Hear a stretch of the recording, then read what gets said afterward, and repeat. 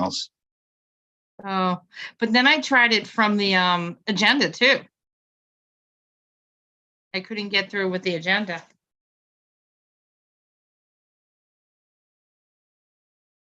Good evening, everyone. I'd like to call to order the planning board meeting for March 28th, 2023. I'm Carrie Martinek, Chair of the Planning Board. Before we get started, I have a few announcements to read. This open meeting of the Planning Board is being conducted remotely pursuant to Chapter 22 of the Acts of 2022, an act relative extending certain COVID-19 measures adopted during the state of emergency signed into law on July 16, 2022. All members of the Planning Board are allowed and encouraged to participate remotely. The act allows the Planning Board to meet entirely remotely so long as reasonable public access is afforded so the public can follow along with the deliberations of the meeting. The public is encouraged to follow along using the posted agenda unless the chair notes otherwise. Members of the public who wish to view the live stream of this meeting may do so by going to Northborough Remote Meetings on YouTube via the link listed on the agenda. Ensuring public access does not ensure public participation unless such participation is required by law. This meeting will feature public comment. And now I'd like to confirm members anticipate on the agenda are remotely present and can be heard. Members, and I call your name, please respond in the affirmative. Bill Pierce? Here. Anthony Zaitin? Here. Millie Milton? Here. Amy Pretsky? Here. Staff, when I call your name, please respond in the affirmative. Lori Connor? Here. Ground rules for the meeting. For presenters and applicants on the agenda, the chair will invite each speaker or applicant on the agenda by name to make a presentation and speak to their application. Participants will provide their full name and hold until their name is called.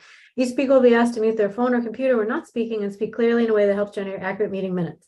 Those responding will be asked to wait until the floor is yielded to them by the chair. Speakers who wish to respond to the comments of others do so through the chair, taking care to identify themselves. Each vote taken by the board will be conducted by roll call vote. For items of public comment, after members have spoken, the chair will forward public comments as follows. By phone, dial *9 to raise your hand and wait to be recognized by the chair. Please note party phone number will be visible to those viewing the meeting. By Zoom, click raise hand on the bottom of your screen and wait to be recognized by the chair. The chair will ask members of the public who wish to speak to identify their names and addresses only. Once the chair has a list of all public commentators, the chair will call on each by name and afford approximately 3 minutes for any comments. So with that, why don't we get started with our agenda? On the agenda this evening is the continued public hearing for the property known as 0 and 301 Bartlett Street, Parcel H, for site plan approval and a groundwater protection overlay district special permit for development of a distribution center and warehouse project. I'm going to bring in the parties now.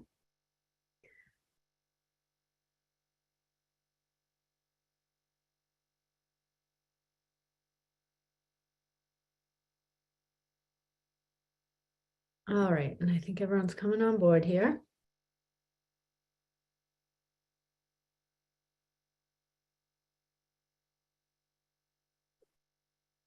Okay. I think, is that everybody? Attorney Donahue? I have Kelly Jordan Price, Israel, Scott, David Robinson, you. Am I missing anyone? You have Attorney Price? Is that? Yep. Okay. Yep. Is that everyone? I'll check on David Robinson, but if you don't see him, I'll check with him. Okay, David is there. Looks like a name. I don't know if he's. I'm here. I'm here. All right, great. And Attorney Dineski, we have you as well, looks like.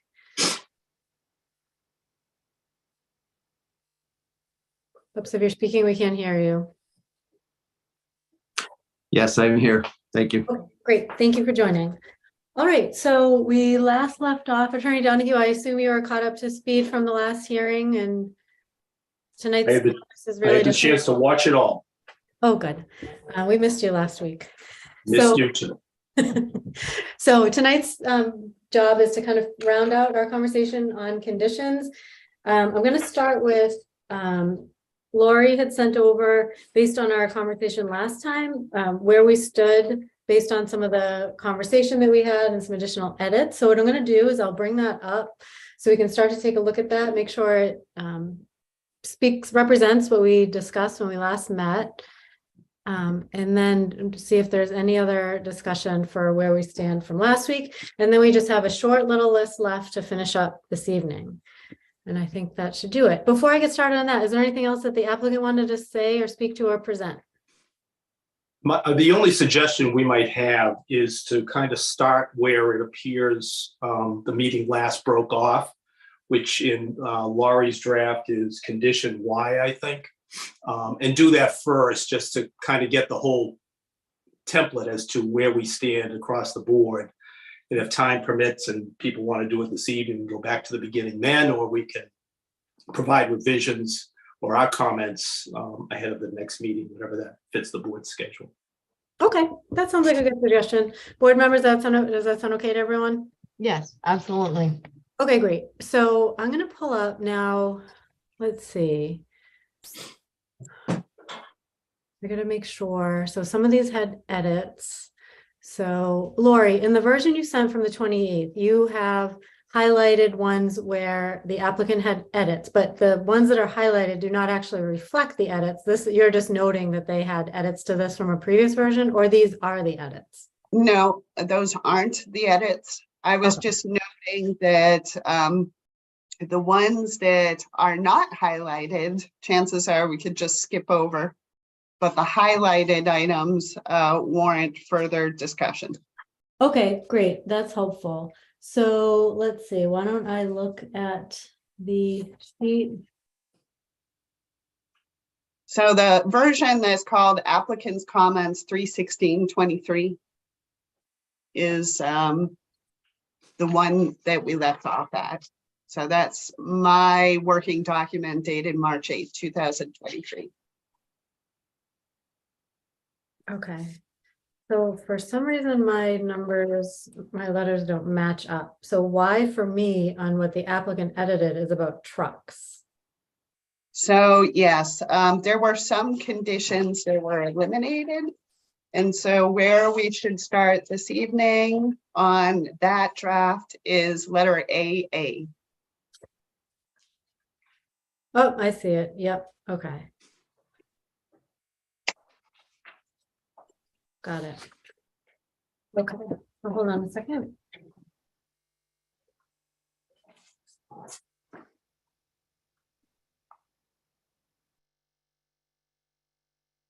Okay, so I'm going to share the version, Lori, that you sent.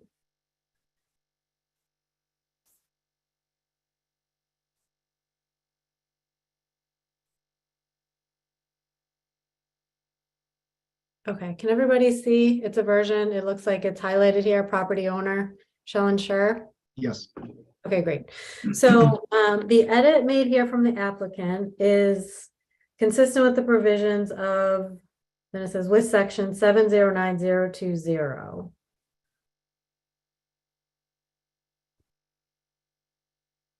Any comments on this one?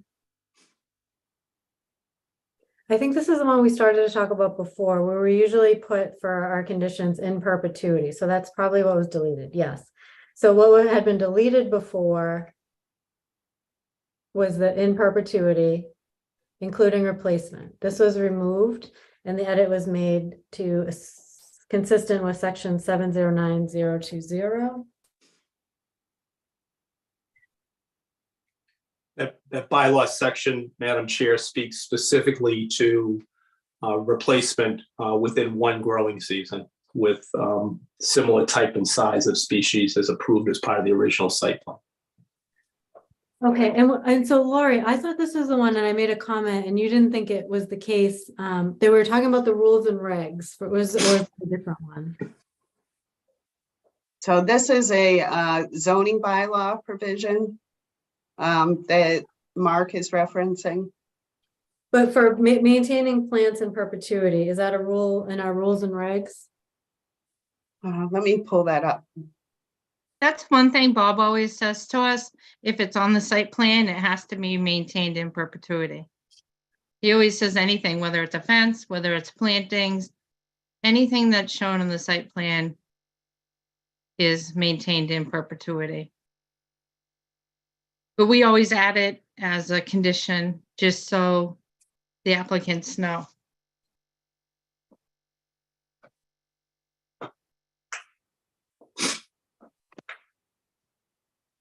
Well, just to be clear, the maintenance of the landscaping to achieve the purposes of the plan is a requirement in perpetuity while the plan's in place.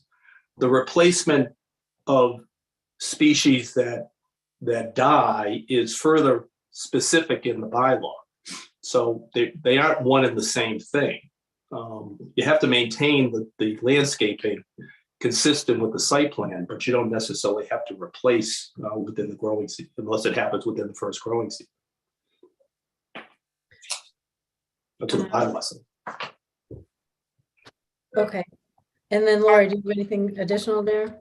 No, it was just talking about the submittal requirements and the rules and regs, so I didn't see that. But Mark, for clarity's sake, are you saying that if the plants die within 2 growing seasons, then you agree that the applicant is on the hook to replace those plants? You're just saying that it doesn't have to be done within 1 growing season. Is that what you're saying? That you have to maintain the landscaping. And if a piece dies, then you have to replace it in some fashion. So I don't understand what the problem is with the language as proposed in letter Y. Because doesn't that say the same thing? It would seem to be appropriate to not parse whether this is different than what the bylaw says, but just use the language out of the bylaw, which is pretty clear as to intent. I recommend we just leave it. Yeah, this is pretty standard to what we put on all of our conditions of approval. There's nothing different about it. Everyone gets in perpetuity. So I actually don't understand the difference of what you're saying either. It seems that we're all saying the same thing. We just don't like the language. The language sounds like we don't like, but we're all saying the same thing. If something dies, you replace it.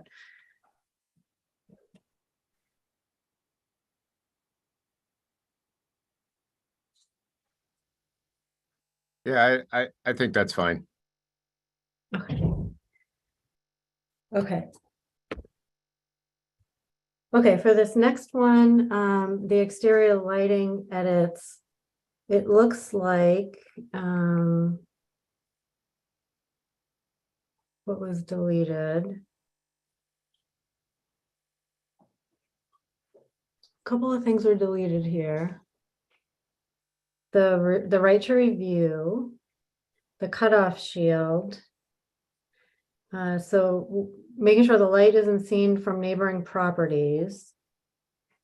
So those are the things deleted. So it looks like it's the same up until this line here, and then a couple of lines removed. So nothing about light source can't be seen from the neighboring properties, and the board removal of reserves the right to review the project lighting. So any thoughts on this one? I'd be curious from the applicant why we wouldn't want to make sure that you can't see the lights from the neighboring properties. Well, you'll observe that there's light in the distance. The light doesn't shine past the property line, but it's observable that there is a light in the distance. I think where it says light source, the full cutoff is so the bulbs don't show. So if there's a full cutoff, the light source should not be seen from the neighboring properties if it's really shielded. The light source is the bulb, and the shields cover the bulb. The plan is fairly specific as to the type of fixture and the light source that's created from it. I'm not sure why a condition has to go beyond that. The lighting will comply with the site plan as reflected as to the nature of the fixture and the result of it. Mm-hmm. So you didn't like the full cutoff shielded lights. Is there something that you're proposing that's different that would achieve that, or you just don't like that condition in general? It's not crossed off on mine. It's not crossed off on mine either. Oh no, this version is pre-edits from, so the one with the highlight is the pre-edits from the applicant. Then there's the one from the applicant that has all the red lines. So is it not excluded on the red line one? Right, I have the red line, it's not excluded. Oh, I'm sorry, you're right, it's not. You're right. So it's just the part that's saying that can't be seen from the neighboring properties. So if it did have a full cutoff and shielded light, Amy, are you saying theoretically the light source would not be seen by way of having the shields there. Is that what you're saying? Right. And Attorney Donahue, it sounds like you disagree that it still could be seen despite having the shielded lights. I You're going to agree observe- with, You're I going to agree with observe it. Mr. Donahue. Sorry, That go ahead. It is going to be visible, but it's not gonna, it's gonna be visible from beyond the area that is going to be lit. But if you're, gazing across the horizon, kind of like when you're looking, if you're looking from one end of the street to the other, you're gonna see that there is a light in the distance, maybe 1,000 feet away. But where you're standing is not going to be lit. Okay, so board thoughts on that one. Does that make sense to the board? I would only if the board reserves the right to review the project lighting and require adjustments if it finds it to be a danger or nuisance, then I'd take out that sentence. And it's not like we're gonna come back, but if it's like, remember the other property where it had that bright light that was shining out?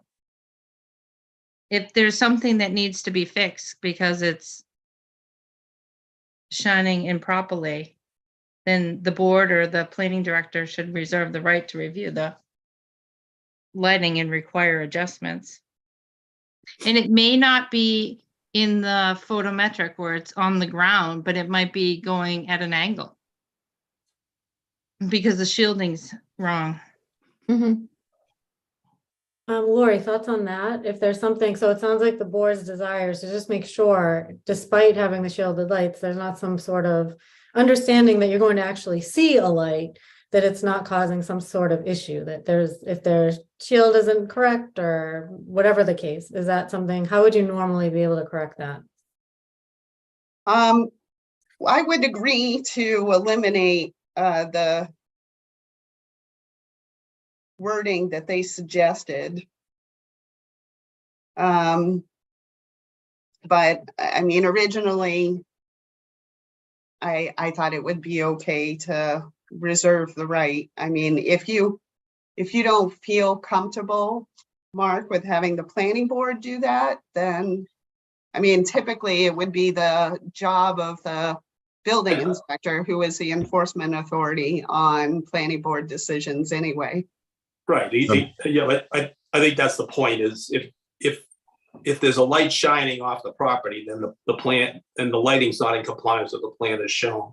If the standard is a danger and nuisance, I'm not too worried about the board review either, so. Well, I think Madam Chair, if I may, Scott Weiss with Gutierrez.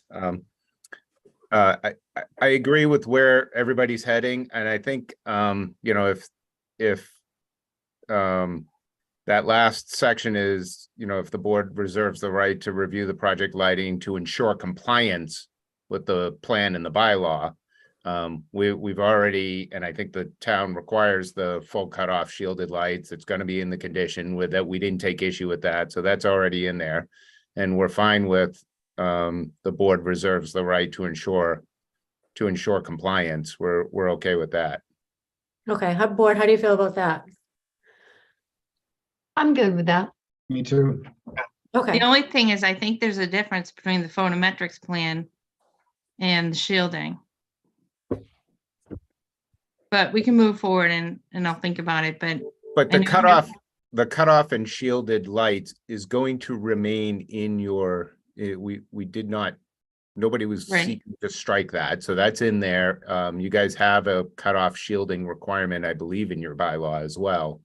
And we're all talking about doing the same thing. We're in agreement on that. It's just the introduction of different undefined terms, danger or nuisance. We'll be in full compliance with the plan, and we're okay with that. okay. That sounds okay to the board and ensure compliance. With the bylaws, was that what you said? We can fix this. We don't need to get the exact words, but that was the sentiment. Lori, I don't know. I know you don't feel well, so I'm just gonna put notes in here, and I'm sure you're watching and taking notes too, but will this be enough for you to kind of get a sense Yeah. of? What I wrote in my notes is the board reserves the right to ensure compliance with the photometric plan.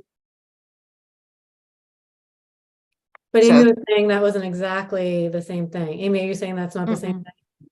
Right. Sometimes with the photometrics plan, I mean, sometimes if the light source is shown because of the shielding isn't correct, then it's more like you see the bulb. You don't see, it might not shine across, it might still match the photometric plan, but you'll see the bulb going across the horizon versus on the ground. Isn't photometrics goes down onto the ground? Well, LED lights are directed lights.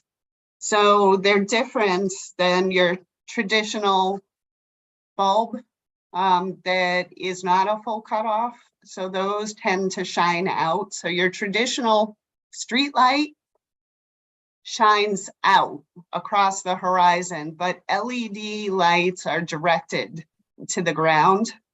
So there shouldn't be that effect. So the photometric plan is showing that there is going to be no spillover of light. So they're showing exactly where the light is going to be directed. And it's showing that there will be no spillover of light beyond the limits of the photometric plan. So none of the abutters will be lit by these LED lights, although they may still view them from a distance. If I The may. LED lights still have the full cutoffs? Yeah, that, I just want to reiterate that you're both correct and you're both saying sort of different things, Lori and Amy. We do have LED fixtures proposed. They are all full cutoff shielded fixtures. They've been identified on the plan. So you should not see the light source, and we are comfortable, again, with ensuring compliance with both the plan and the bylaws, that, you know, if there is a fixture that is not properly shielded and you're viewing the light source in a way that you shouldn't, then that is probably an incorrect or a faulty or broken fixture. So because they are fully recessed light sources within a housing, that is how all the light fixtures are. So they would all be up inside Right, a device. right. So you shouldn't see the light So source. you should not see the light source, except for, you know, if you're down a hill, lying on the ground in, Mhm. you know, in the park, that's the kind of thing that we can't adjust for all the grades and everything through there, but you will not see the light source off the property based on the shielding and the heights. Okay, so Amy, good to you?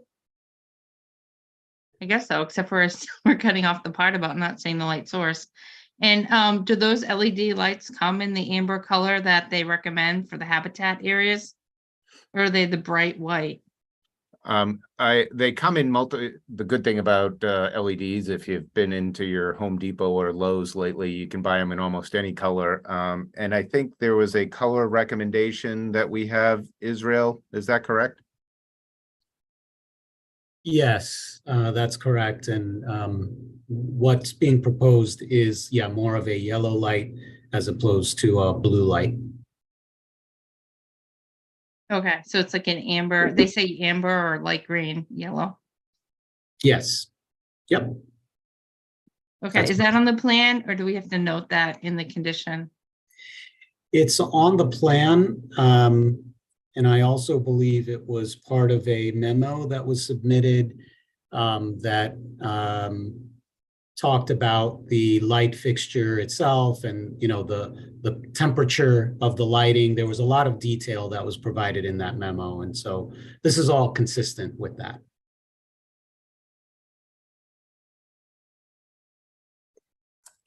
Okay, ready to move past that one? And you do have that in your conditions. It says and includes a warm lighting color as opposed to cold, which is the bluish bright Mhm. white. Okay, so moving on then, it seems like the next one has some similar changes, which we just discussed. So it looks like other than some of those changes, the proposed change is parking lot lights located on the pole shall be shut off or reduced to a minimum security levels consistent with the needs of the tenant, and then goes into the within 2 hours of closing each evening. So it then takes out it's not, do your security lights also have the shield just by default too, or no? It's all the same lighting. Okay, so it sounds like it's a whole similar as to Right. what we just discussed. So any board members have issue with the proposed edits for this next one? Well, the problem is, I had asked before what the security levels are, and we don't know. So the security level could be the same thing as what the maximum level is. So that means no change. Attorney Donahue mentioned that the minimum security lighting would be determined by the tenant, and we don't know who the tenant is or what the requirement for minimum security lighting is. So I don't feel that that's just the lights are going to be on 24 hours. It's not really a difference. Lori, when we talk about minimum security lighting, just in a standard way, what does that sound like? Well, for safety and security reasons, so if you were to have an employee who works beyond their traditional work hours, then you need to have a minimal amount of light in the parking lot. So that, just for the safety of the employee who is working in the parking, in the building. Mhm. So I would not recommend any sort of condition that would require the parking lot to be completely black. No, I know. I'm wondering, like, is there, like, how do you quantify one person's minimum versus another? So what is minimum? So clearly it says reduced to minimum security levels, but Amy's wondering, well, what does that mean? Is that the same as daytime, or is there any way to quantify that? Or is I it think- minimum security lighting a standard term that makes sense? I think it's standard. I imagine that the insurance company is going to have something to say about what is the minimum acceptable level. Of course, the folks who are going to be operating that business are going to want to ensure that they're not going to be liable if a crime is committed. Mhm. So I would just leave it as suggested by the applicant in this case, Okay. because we don't want to put them in a position of doing something that is going to cause somebody to be hurt. Yep. For one Lyman, we had it where the minimum security lighting was the wall packs on the doors, and those shined out over the parking lot. So it wasn't the high parking lot lights. But if that means that the parking spaces are going to be black. What's amazing is I went to one Barefoot Road, which is headed towards 290, and they had no light poles in their parking lot, and they only had the wall building packs, and the parking lot was fully lit.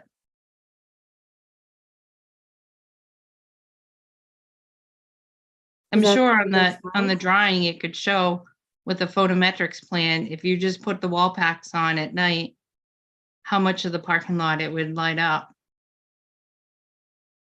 No, I don't think that those would reach the rear of the parking lot. It's a pretty long ways. I don't think you could reach that with the wall packs. So in that, if we can't do that with wall packs, is this fine with the board on how it's written now?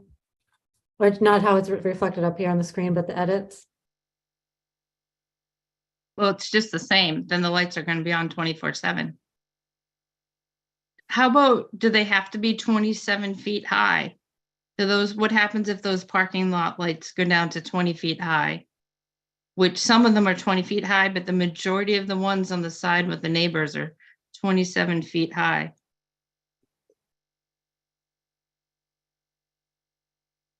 Typically, if you shrink the height of the lights, You just need to put more poles in to provide that average 1 foot candle that you're looking for the minimum security. So it's still going to be a similar level of lighting. It's just you're going to have a few more poles at a shorter height.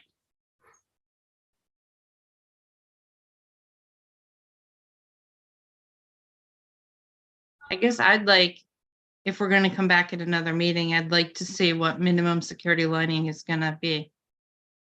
Some sort of quantifying, if it's any different.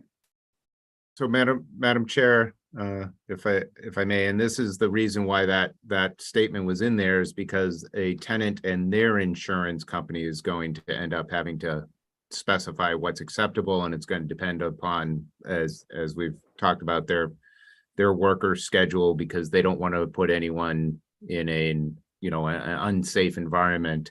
And I think as an example, the lights at One Barefoot Road that you're talking about, the wall packs I think are mounted at the top of the building and are not fully shielded cutoff fixtures. They are pointed directionally over the parking lot. We are not proposing to do anything that would be pointed directionally.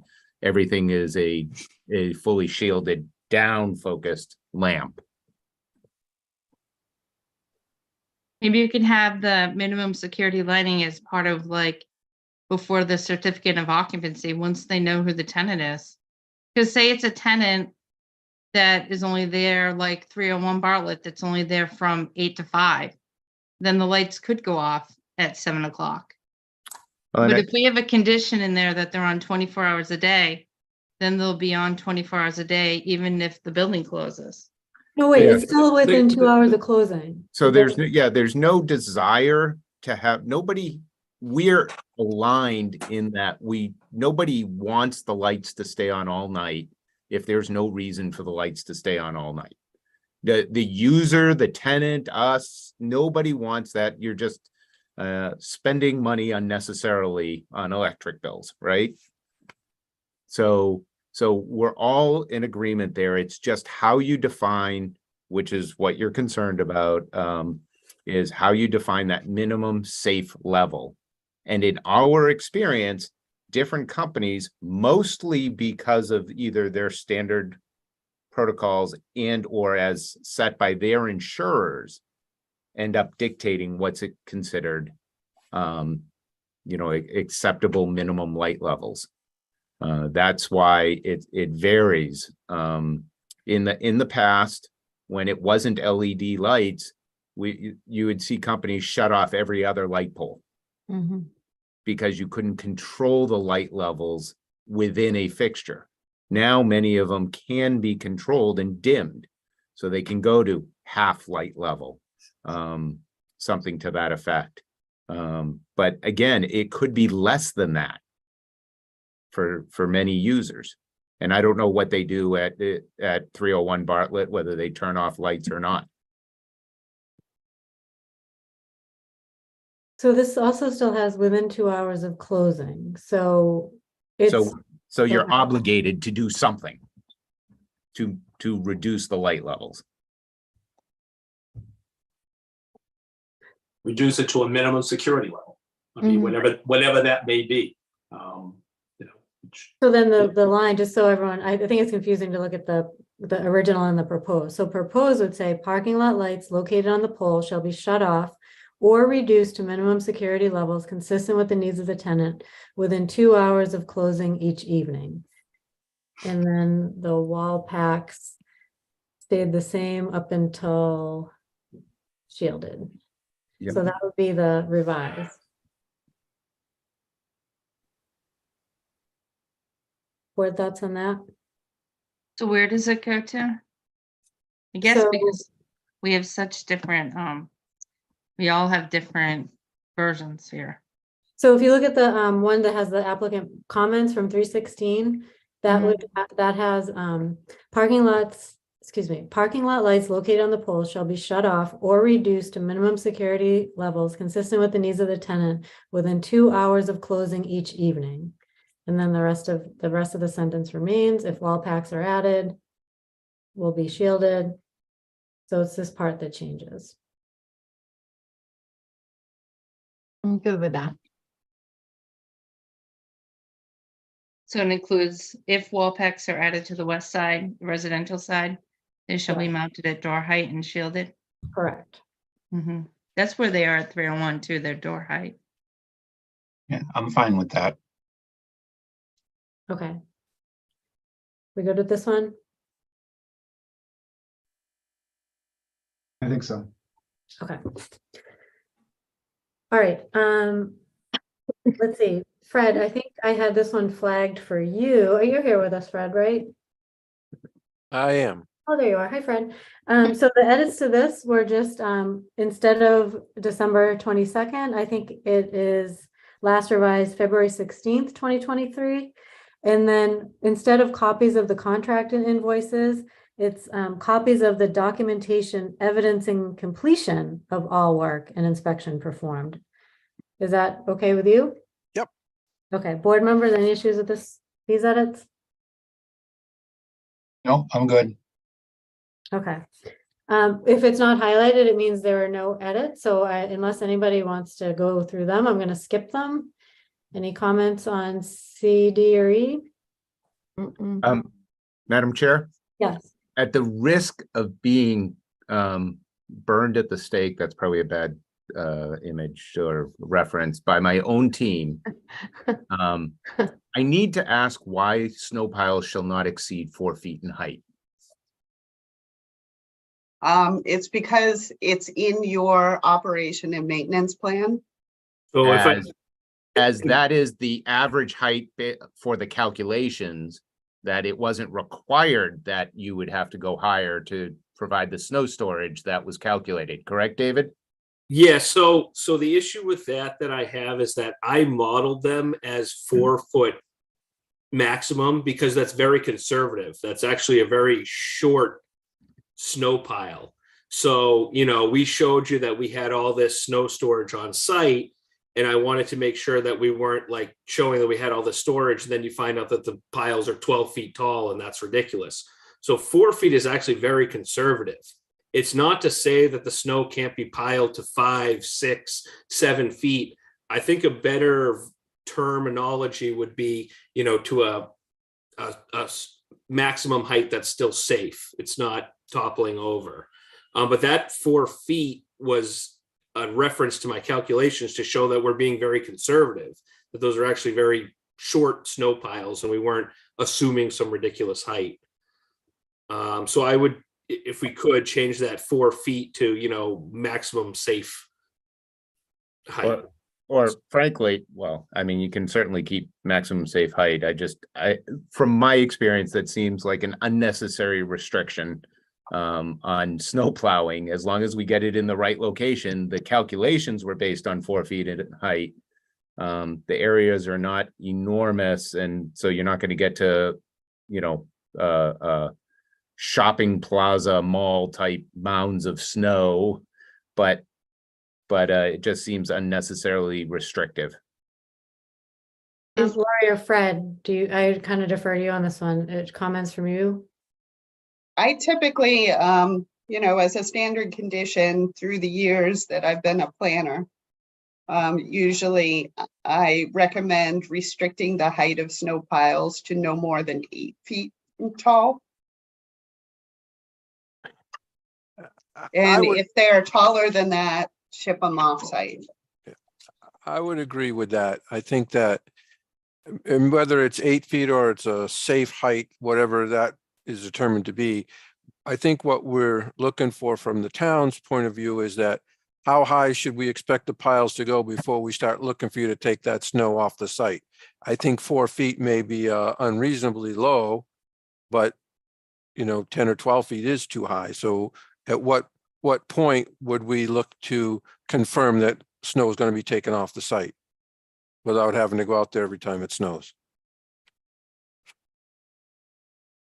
Do you guys have a suggestion of what would be reasonable based on?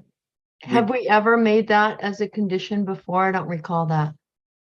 Well, this at site is like, so, you know, they're maxed out to the very, on the edges of all the wetlands and the, Mm-hmm. I thought our expert or might have had a height. The Sandtech person. But I think, because this one, we had the problem with all the snow.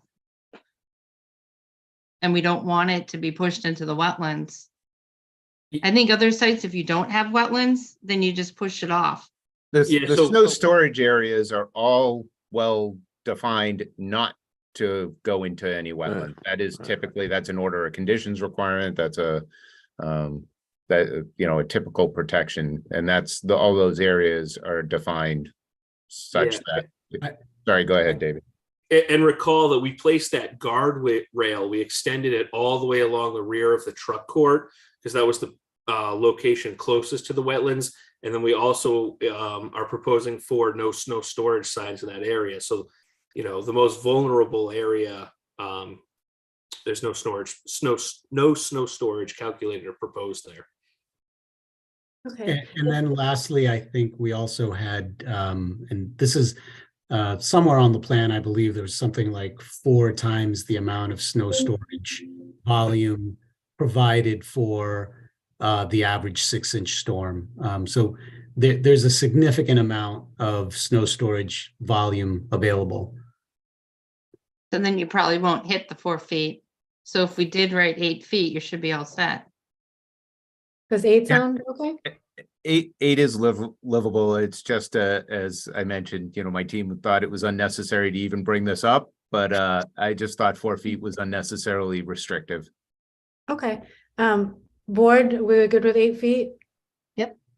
Yeah. And Fred and Lori, that makes sense to you in general? What would be a standard acceptable?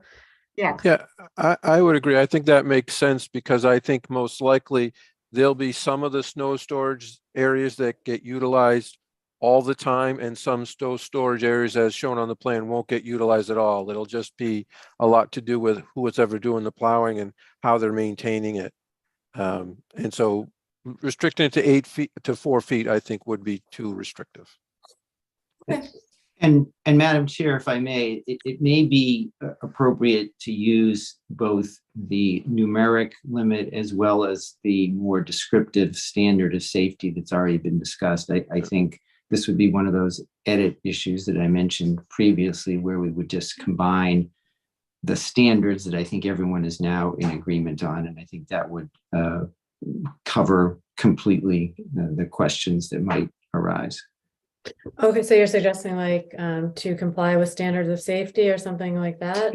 Right, we would use the safety standard, but not to exceed 8 feet.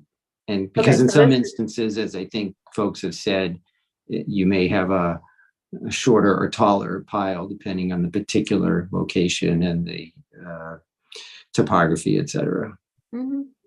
Okay, so I'll just put that note there and then Lori, or we can work to wordsmith it. But basically the heart of it is just want to comply with safety standards and keep under 8 feet.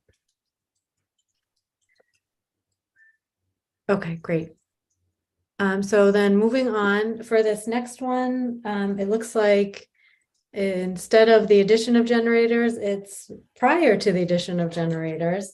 And then there was a bit of language added here about if required, what that looks like. So if it is required, then there's quite a bit of language added about submitting to the planning department an analysis from an acoustical consultant confirming that the equipment doesn't increase broadband sound level at the property line more than 10 decibels above ambient or produce a pure tone in excess permitted by Mass DEP. I don't know if do we need to put the policy date in there? I wonder as they update that, does that peg us to does that become outdated? I'm not sure. But otherwise, any comments from the board on that proposed revised language? I mean, I would change that to, you know, current DEP or current standards. Yeah, maybe just so it's not dated to 1990. Yeah, so it's not dated. What do our bylaws say, 10 or 5 in the performance standards? I believe it's 5. This one. Thought it was 5.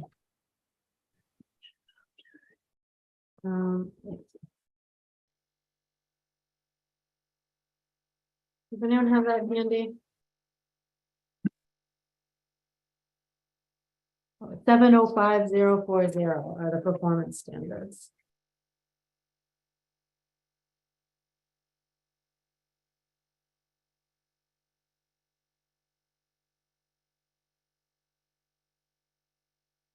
Yeah, it's 5. Yep. Okay. Yes, it is 5. So I think in that case, I personally was fine with this language, except for just making it line up with our performance standards, which would be 5, not 10. Any other board comments on the proposed revision? I'm okay with it being 5. Mhm. And removal of maybe the actual date, so it would Yeah. just be permitted by the Mass DEP, Division of Air Quality Control policy. Or we'll just say the current policy.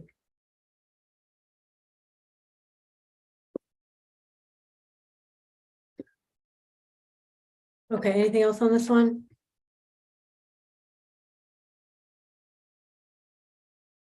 Okay, this one, like we only have a couple left that were edited. So this was proposed to be changed to coupling or decoupling tractors between the hours of 10 PM and 6 AM. So I think we got to push this one a little bit because I'm not sure coupling and decoupling solves the issue or the concern about issues. Thoughts from the board in general about this one here? Yeah, I mean, I think there should be, it says, it said outside operations, but that was crossed out. Mhm. Maybe something like no shipping or receiving. Oh, okay, so this top part was crossed out. I see what happened. This top part was actually removed entirely. So that all that was left was that there shall be no trailer connects or disconnects between 10 and 6.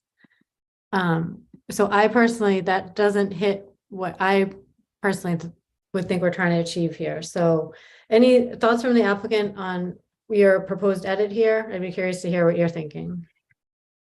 Sure, and I'm sure Mr. Weiss and Mr. Lopez can weigh in also. But the coupling and decoupling of tractor trailers is generally the thing that causes the most noise.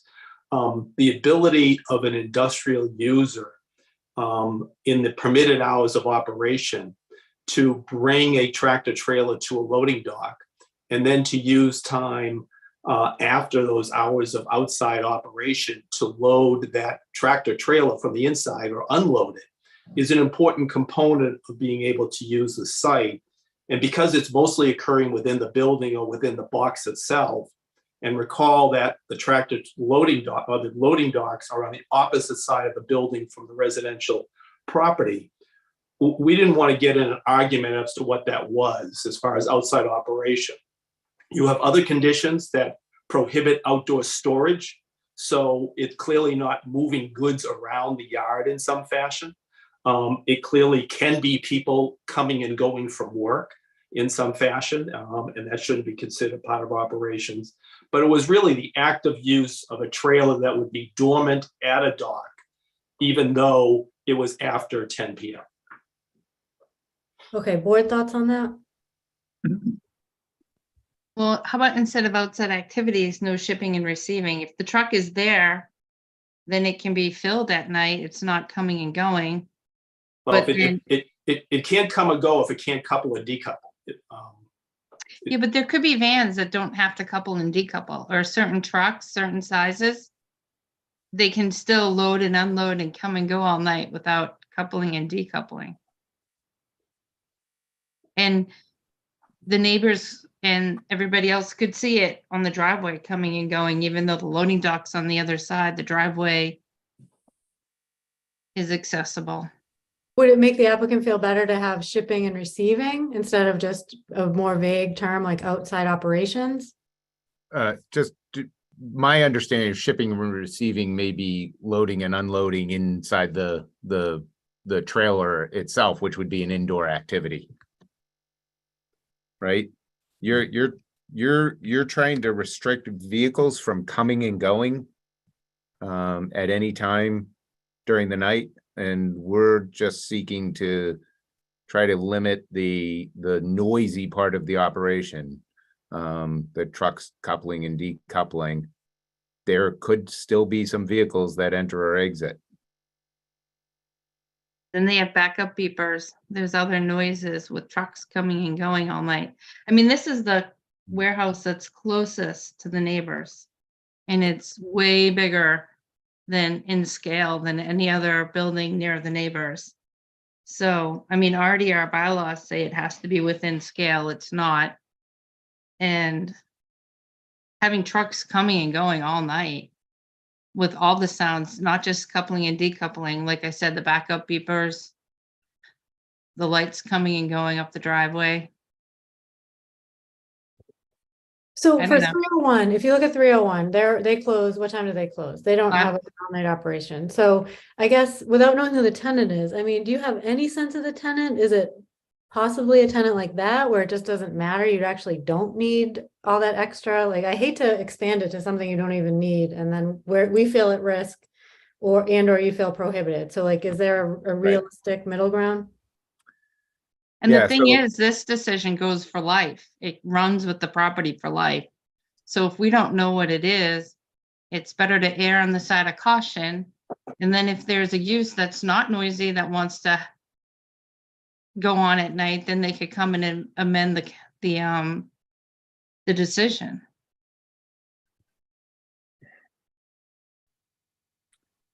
Yeah,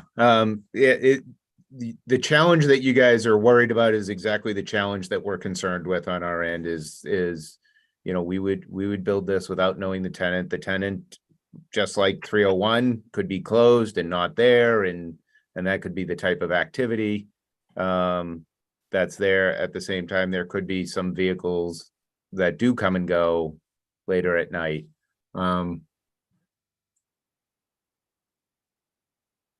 And then the restriction, you know, restricts the ability for anybody to come in and utilize the building. That's what we're concerned about. And then we have a vacant building that nobody can use. So for me, I don't, board members feel free to weigh in differently. The inside, whatever happens inside is not up to us anyway. So if there are people that have to work inside the building, they obviously have to be able to get into the building. The real part of it is just really like those big trucks like that happens across the street at Amazon that just come and go all night. It's noisy, there's bright lights, and in fact now we wouldn't even have our lights reduced at that point because I imagine we need to have some sort of adequate lighting for them to come in and out. So it just creates a more intense use than I think we feel comfortable really just kind of closing our eyes and seeing what transpires. Yeah.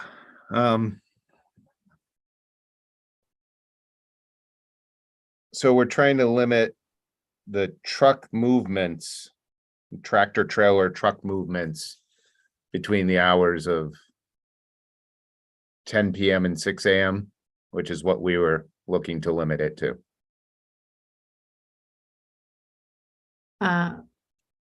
Yeah, it's a little late for, let's say that for argument's sake, pretend it's 10 to 6, whatever the case. Go ahead with your continued point. Yeah, yeah, that is that's going to be a restriction on the use of the facility.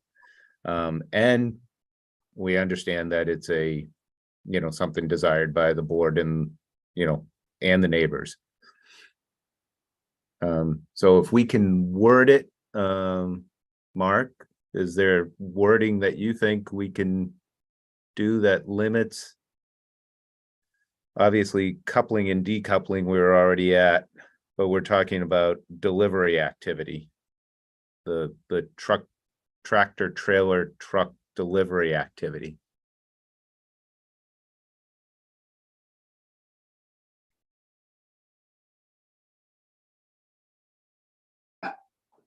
Having a complete prohibition can be difficult for both and a tenant trying to anticipate what their needs are. And it can also be hard sometimes for a tenant to control it because some shipments, frankly, you'd rather get them on site, even if you're not coupling and decoupling, as opposed to having them circling, waiting for the time to come.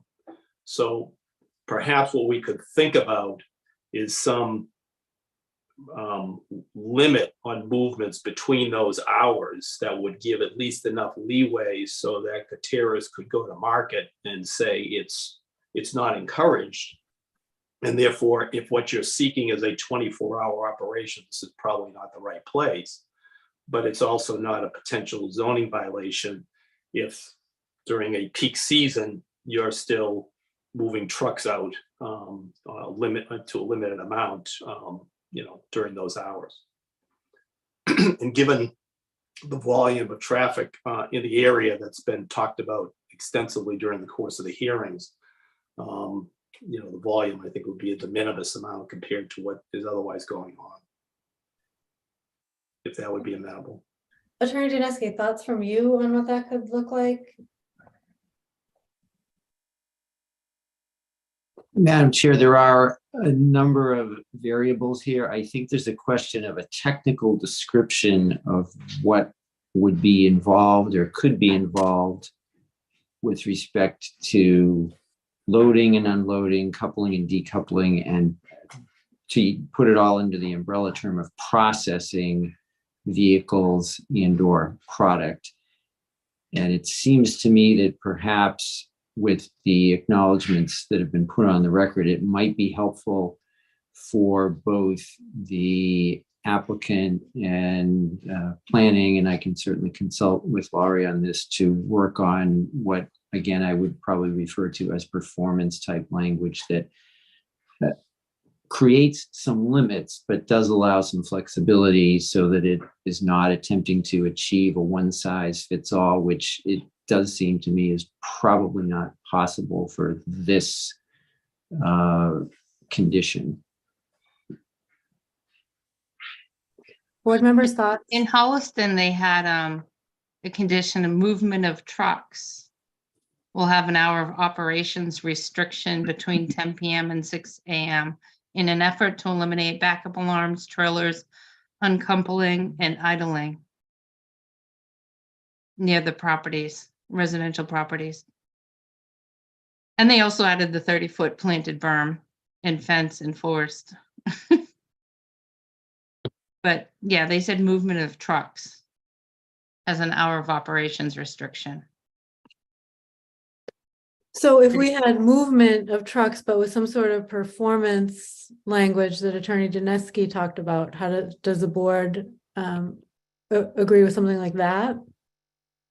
Are we limited to tractor trailers though, or any other activity applies with the proposed language? Well, movement of trucks, if you, I guess I'm extrapolating then, if the trucks aren't able to move around, there's limited ability to do much. I mean, obviously passenger cars could still come in for employees. What are you thinking, Anthony? No, I'm just saying that the proposed language is limited to tractor trailers. So what about, delivery vehicles, box trucks, different type of, commercial vehicles coming in and out? That's what I'm thinking. Oh, from Amy's language? Okay, so movement of trucks, Amy, was pretty much the language there. Yeah, they were trying to limit backup alarms, so I guess it would be, you could say movement of trucks and delivery vans. What about delivery commercial vehicles? Well, yeah, no, that could be consistent. We've used delivery vans and commercial vehicles in the other conditions. So maybe it's something like delivery vans and commercial trucks.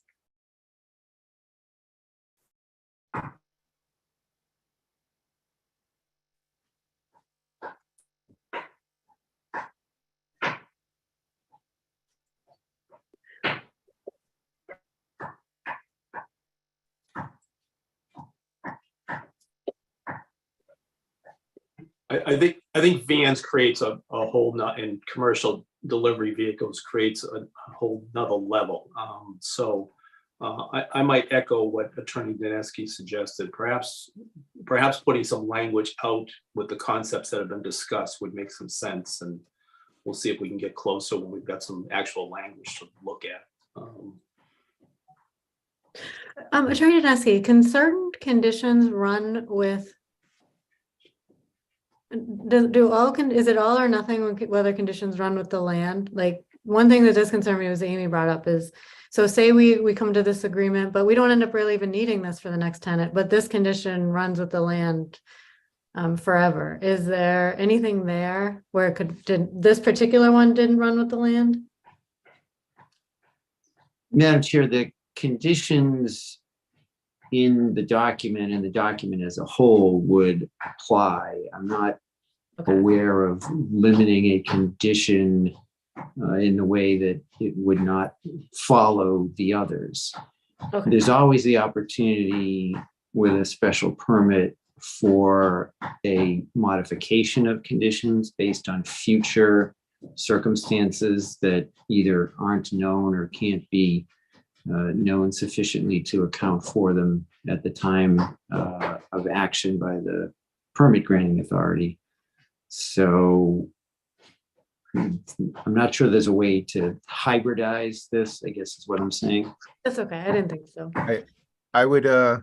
I would ask that no matter what that language is, and to reflect both of our interests, that we include perhaps as part of this condition, something that provides the opportunity to return to the board for, you know, an allowance out of operations outside of these restrictions, that there's some ability in the condition that a tenant says, look, we've got, you know, whatever, one activity that happens at 10:30 PM and we want to have, you know, the board okay that, you know, so that we write in language in there that allows for the board to provide some relief in the future following a request by a tenant or user.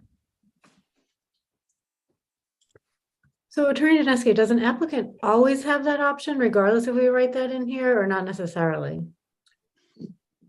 The law does permit a special permit holder to seek a modification. It's again the same as the original application, although here we're, I think, primarily dealing with site plan conditions.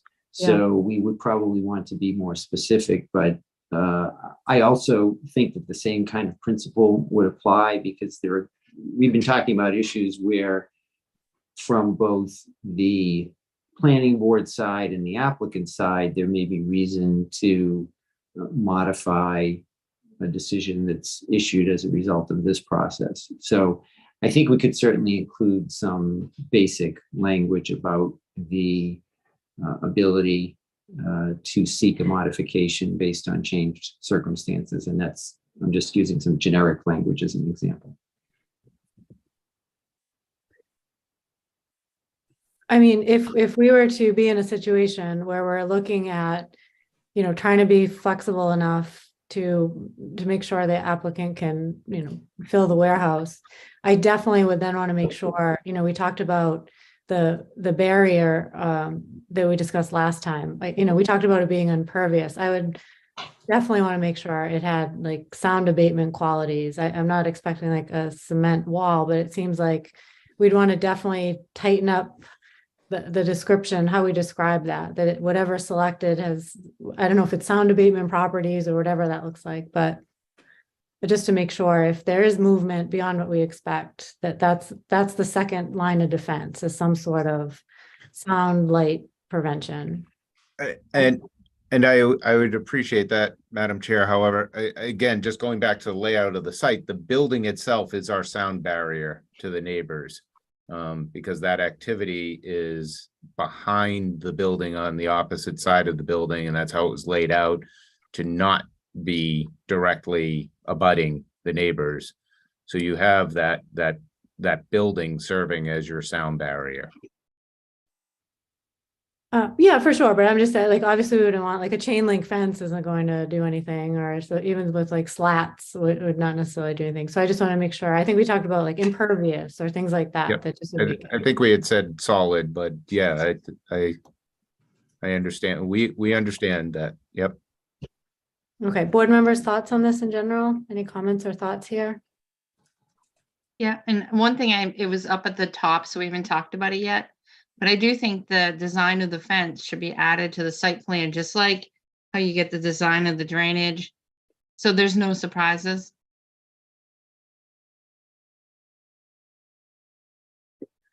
That might be under the section that, is that under modify the site plan to show? Yeah, I was gonna talk about when we went back to the top. But since we're talking about the fence. Okay, any comments on this section here in general?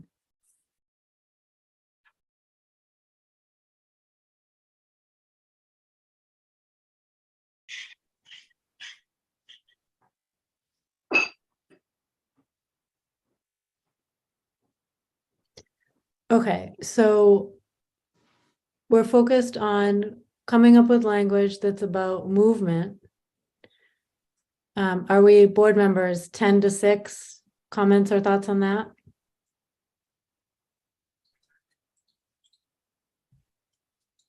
Time frame's okay, but you'd be open to hearing additional.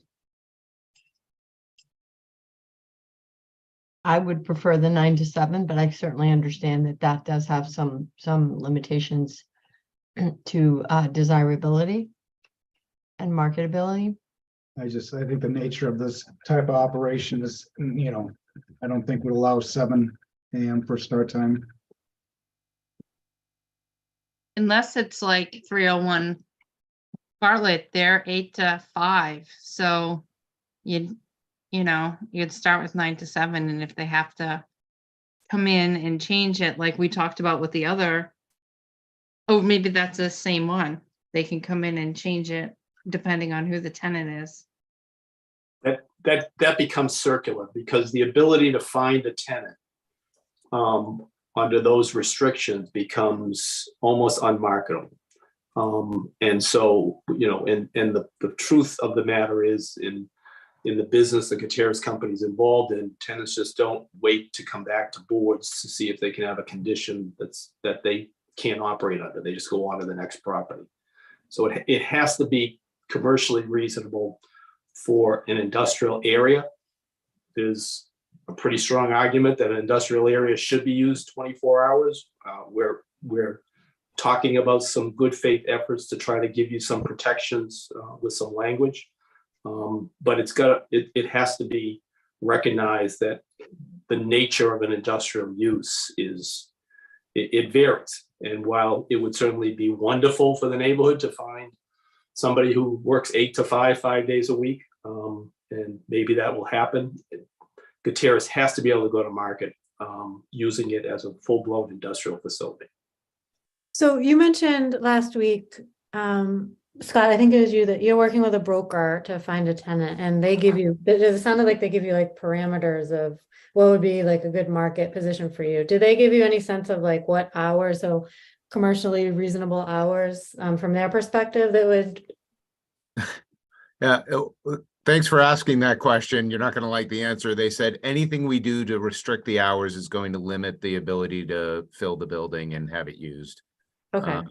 So they were very, very clear and specific on that. And there are tons of users out there who don't need and won't be using, have activity off hours or anything, not seeking a 24-hour operation. Most of them are not Amazon, right? Mm-hmm. Out there. So we understand that. It's just that even the users that don't may not want to look at a building with restrictions, because they might, on some random weird chance, have a truck that arrives earlier in the morning than 6 AM, or something happens, or whatever. It could be once a year, once every 5 or 10 years, but they worry about these things and say, oh, well, we can't go there just in case. And that's the reality of it. So we're trying to find a way that we can market the building, get someone in that and have a reasonable restriction that everybody can live with. And if there is a need or request to go outside of those accepted conditions, there's a process to come and request it. So thank you. Lori, in your experience, is there a commercially reasonable time frame? So in my prior communities that I worked in, there were not restrictions placed on hours of activity. So this is a new experience for me. Okay. All right, so it sounds like, in general, the board is okay with some sort of language. It sounds like any thoughts on adding some sort of mechanism to come back, or is that inherent in the, Attorney Dineski, it sounds like that's inherent in this permit that you could come back for any one of these, really, at some level?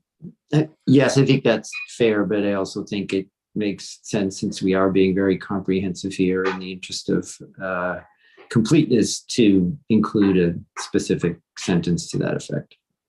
Okay, board members, thoughts overall then on that?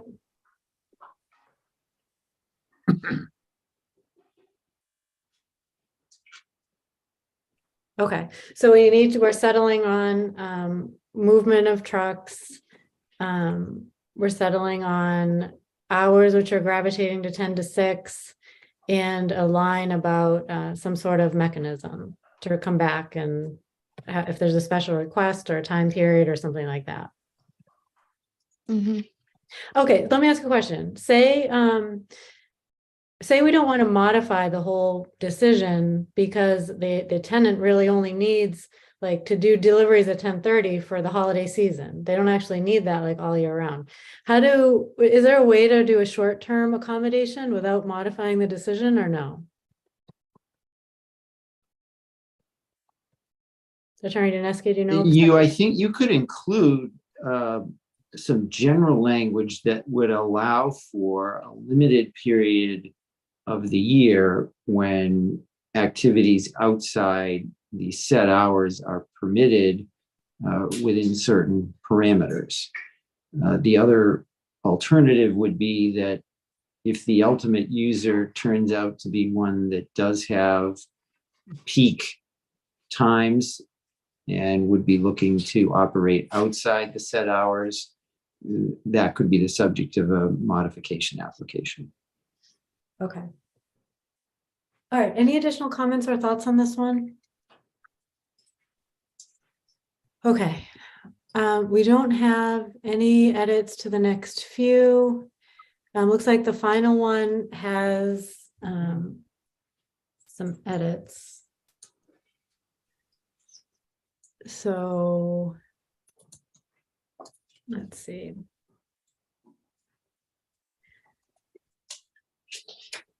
So the new one would be any proposed material change or substantial modification, except in all instances, a reduction in the size of the building and a corresponding reduction in the total impervious area of the property. So it sounds like you're just adding something to say, if you're making it smaller, there's no need to come back. Is that what the point is of that line? Correct, that portion. Okay. So far, board members, does that make sense? Really, we're not looking for them to come back if it's smaller. Okay. Yep. Okay, so if there's otherwise substantial modification to the size or configuration of the property, they would have to come back pursuant to the zoning bylaws. But so this is what, as an effect of December 2019. Is that true, Attorney Dineski? That if they needed to amend it, it's subject to the old zoning bylaws, even though it's a modification? Chair, the zoning that applies to this application is the prior zoning. I do want to think a little bit about precisely how that provision would be worded, because it's conceivable that there's some element of a modification that may not fall within the prior zoning. I can't give you a specific example now, but I'm reluctant to say it's absolutely the case that anything in the future would be subject to the 2019 zoning. Although I will say that it's likely that most things would be Okay. within the elements that we are discussing now.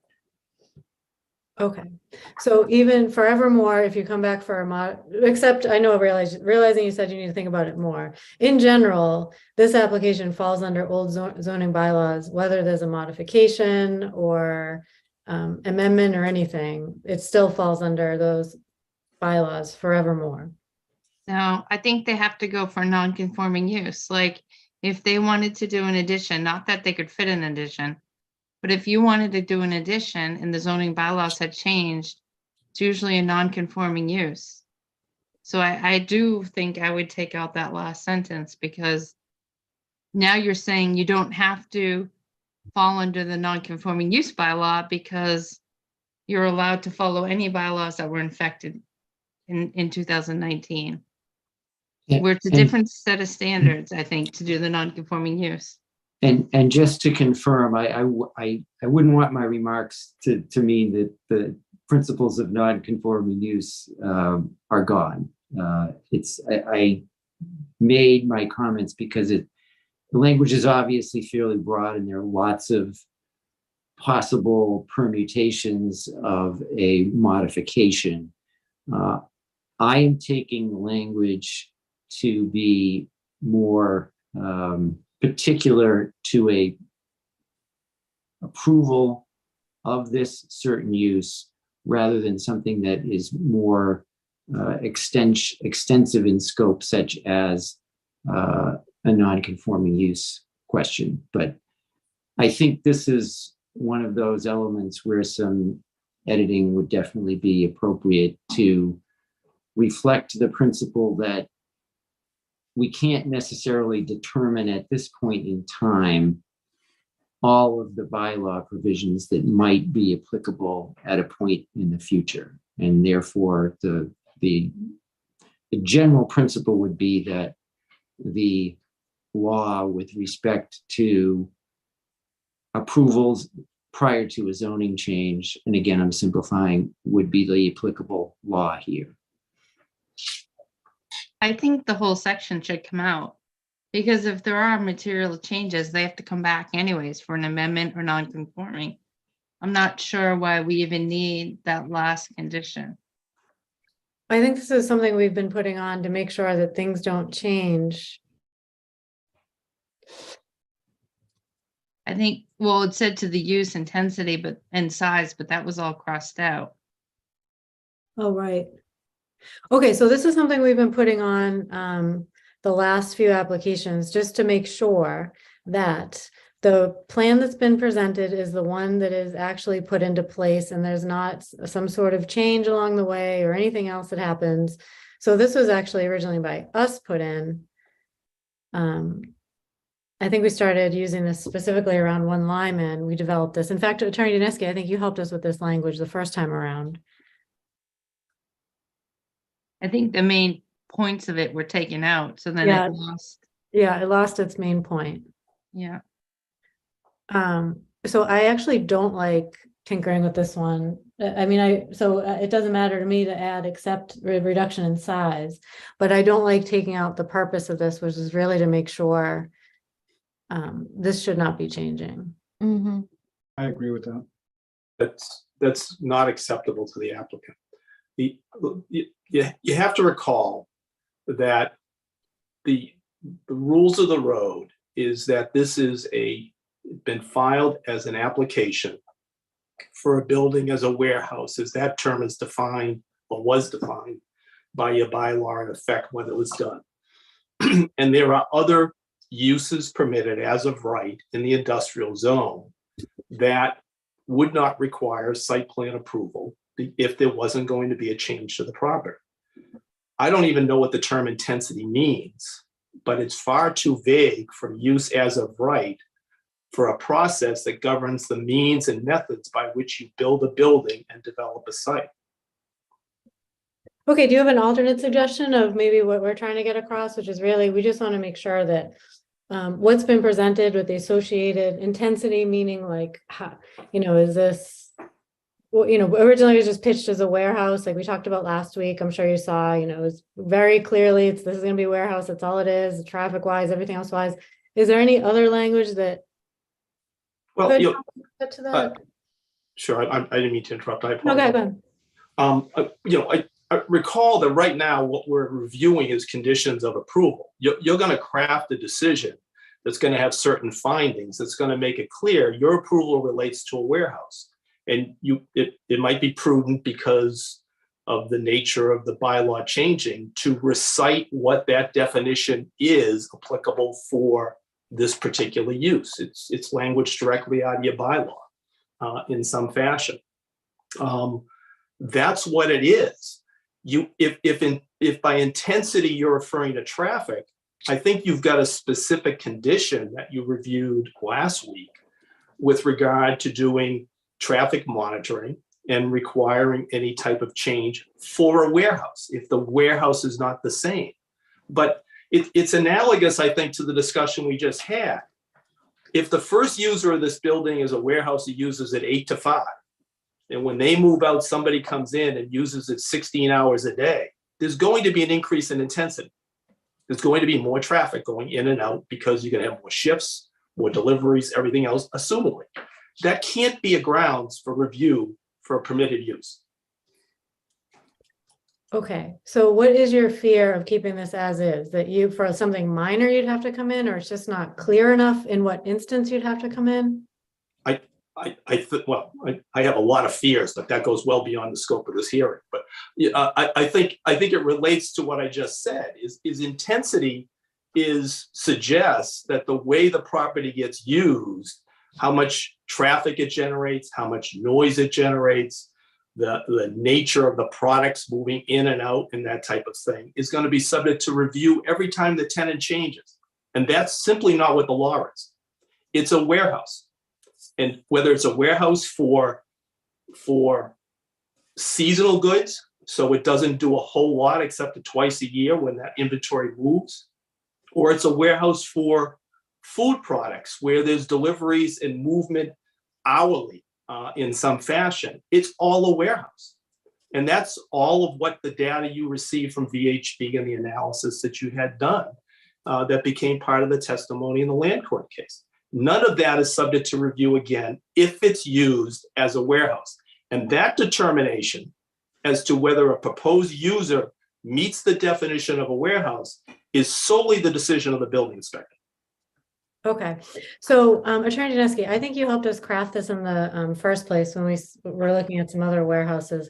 Do you have a suggestion of how we could make sure we cover what we're trying to cover here, but also get to a little bit what Attorney Donahue is getting across? Madam Chair, I can language revised to try to reflect the two concerns, both the board and the applicant, that have been expressed. I'm sorry, you broke up a little. I don't know if it broke up for everyone else. That broke up for me. Would you just mind repeating that? Yes, I'll work on revising this to take into account the board and the applicant as you have just recognized. Okay, so it sounds like you were saying you'd take a shot at revising this a bit to meet both sides, the goals. Board members, does that sound like something amenable to try to take another shot at this one? I think so.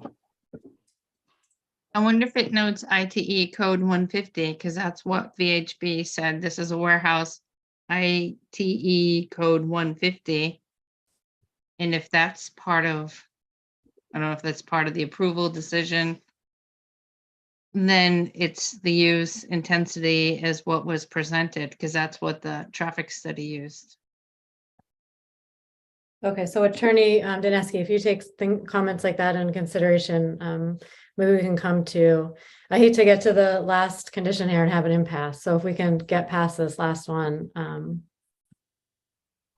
Yes, I'll take into account all the comments that I think go toward this perhaps more umbrella issue that have been made during the course of the hearings. Okay, any other comments from board members? Okay, any other comments from the applicant? Okay, I am going to open up for public comment. We'll take it. I guess we have a comprehensive list. So let me ask everybody, would you like to, oh, Millie, go ahead. Do you have something there? Oh, no, sorry, my bad. All right, Amy, you do though. Yeah, I had a change to one of the ones at the top, like Attorney Donahue said, we can go back to the top after.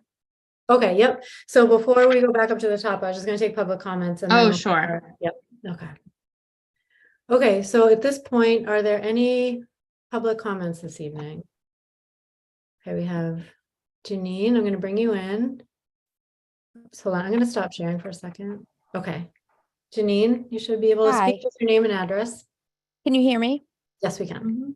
Okay, perfect. So I just have concerns about the hours of operation. And I know that the Gutierrez company keeps saying that the building is blocking the sound, but it doesn't. I can hear trucks going to Amazon, and that's much further away from the facility now. You know, and I also feel like the way that things are being worded from the Gutierrez company is, you know, there's all these good faith efforts, and there just seems like there's a lot of loopholes that can be twisted, and things don't work out in the favor of the residents. You know, I mean, this is what we're fighting for, is to have our homes to be protected.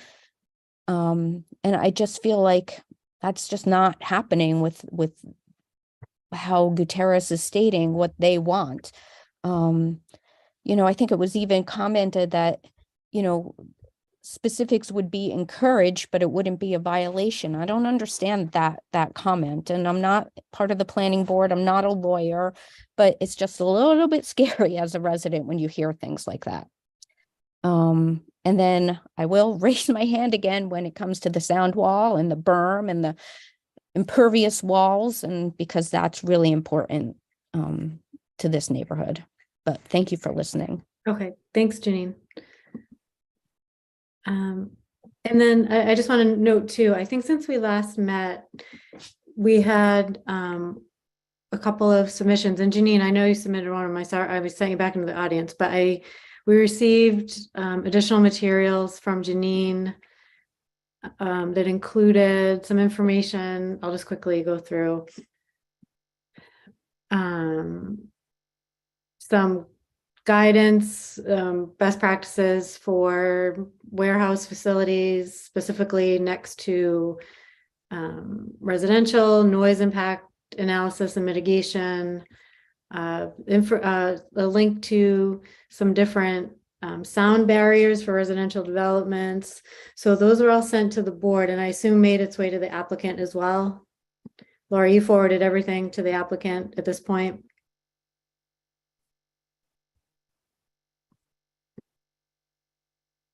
I know we've received a number of forwards from Ms. Connors. So. Okay, all right, great. We also received, let's see, Rachel Armstrong sent an email in just about computer renderings to be able to see what it would look like, and some different samples that other sites had shown so that people could see what that would look like or lights would look like.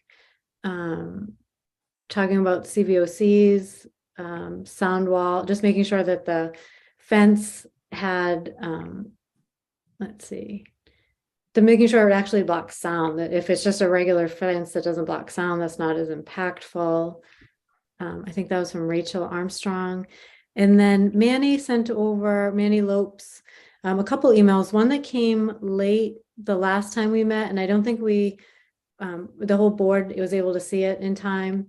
But Manny had sent over some information about trees and shrubs and what was determined as adequate noise barriers from the Federal Highway Administration, that vegetation is not noise abatement, some information on traffic noise and analysis.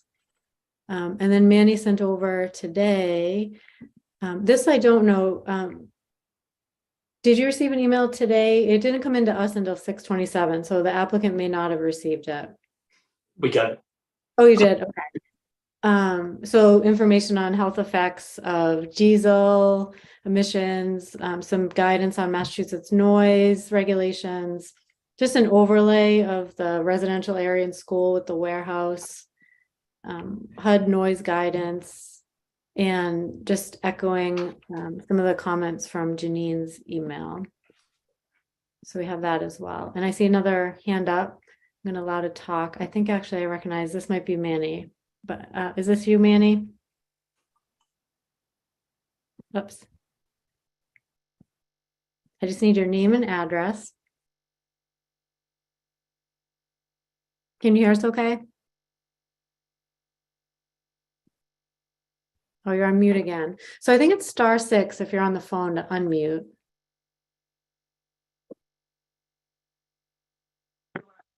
Oh, so you look unmuted now. Yeah, hi. I was probably at sometime or other because I was doing it while we were talking. It must not like the two-way or something. So Oh, yeah, that's- this is Manny that you would just reference in the email, Carrie.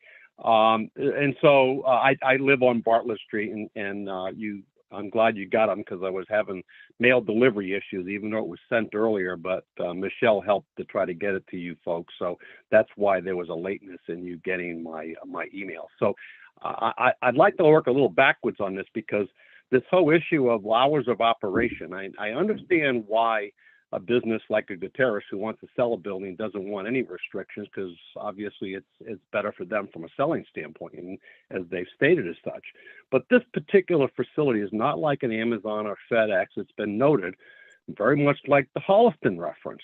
This facility actually abuts right up to, in close proximity to, a residential area.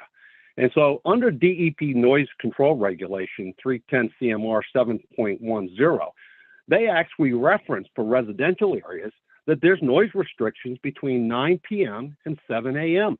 So if I, for example, am out using my lawnmower at 10 o'clock at night, a neighbor or someone could call the cops on me because I'm violating that DEP noise regulation. If they're good neighbors and they're abutting to a residential area, I think that same DEP noise regulation should apply to this particular location. It's a warehouse, but a warehouse, where does it say a warehouse has to be a 24/7 operation? As you pointed out, 300's not. I know why they want it, but I don't understand that that we're not saying it can't be a warehouse. All we're doing is applying restrictions to hours of operation on it because it abuts the residential neighborhood, and therefore they have to meet similar requirements for noise regulations that have to be adhered to within that residential area. And that to me is 9 p.m. to 7 a.m. And that's why I sent the actual Massachusetts law, because I think we could state that and be in compliance with that regulation. So, anyways, that's on the noise issue and the operating hours. I really don't think we should give on that. I understand why they don't want it, but I don't feel it's their call. They're building a warehouse in Northborough that has residents here that have to be accommodated as well. And I don't think that means giving them the maximum opportunity to sell this thing by giving them no restriction on hours of operation. I think on the walls and the barrier, I think Janine and them have other comments on it too, but I would like to make a quick comment back to, I think it was condition Y on the light poles. The elevation location where this parking lot is, and as you saw in the overlay that I sent, there's a number of lights in there, and they're 27 and a half feet high above the parking lot.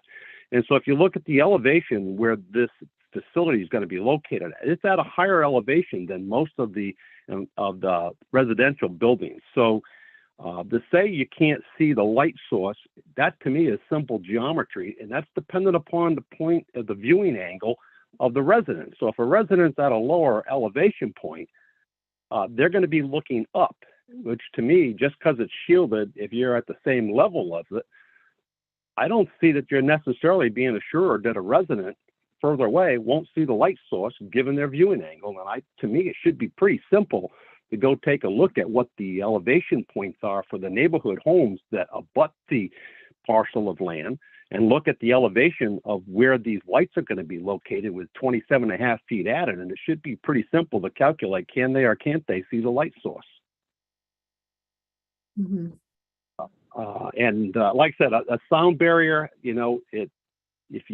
one of the requirements on sound abatement from a design standpoint, I don't think we should be specifying the material. It could be whatever they want it to be. What we want to specify is the level of noise reduction. And the noise level reduction we want to get, so a truck is no louder than that of a car. If you read the first email I sent you, that dictates you really need to have a noise abatement barrier that's designed to achieve a 10 dB noise level reduction. I personally don't care what they make it out of, as long as whatever they do is a berm or 3 feet thick wood or 6 inches masonry or whatever they want to build. The question is, can they deliver a wall that will provide a 10 dB noise reduction so a truck is no louder than a car? Now, I don't think that's unreasonable to dictate noise reduction, not the construction of what they want to put there. Just make sure they meet a noise restriction. So that's all I've got based on the 3 things. So I appreciate giving me the time to inject my viewpoints. Thank you. Okay, great. And you're on your phone, so you may not, I did share your overlay while you were speaking. So, thank you. That's helpful.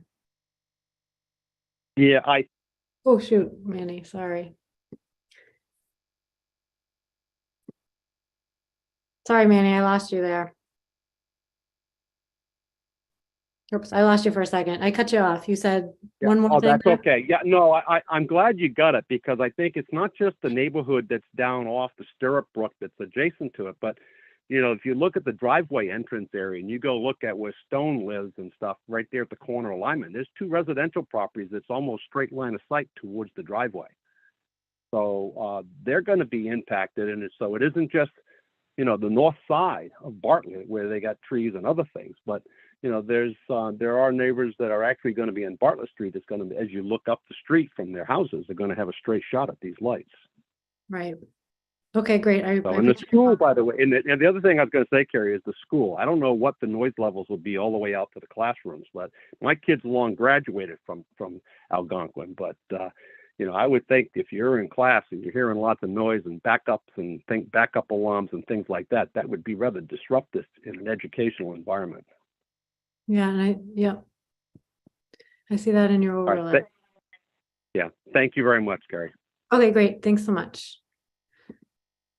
Okay, any other comments at this time? Okay, so why don't we go back to, we have from the top some changes that we made since based on our conversation last week. And I'm going to use, Lori, if you're still with us there, looks like from the 28th was the last one there. So I think that's what. Yes. Yeah. Okay. Yep, that's the most recent version. Okay, great. So let's see. So everyone should see conditions discussed at 221, 37, and 321. Mm-hmm. Wait, this says March 24th working document, but the file name is the 28th. So I guess that's what we go with. That's correct. Okay, great. All right, and if it doesn't have red, just to clarify the depiction here, if it has red, it's what we've since edited, but if there's no red or any markup, then it is exactly as it was before. Is that true? Yeah, so what I did is I marked the red text as kind of where I took liberties, because at the last meeting, there wasn't necessarily agreement on what the language should be. Okay. So Fred and I and Dave Teneski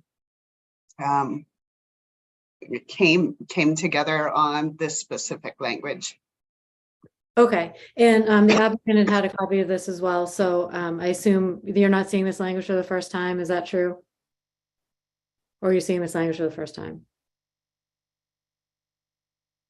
We've had this language. Okay, great. Okay, so from board members, any comments on this language drafted? I had a change under E with the earthen berm. I mean, the ramp for the path. Wait, are we looking at something different or here?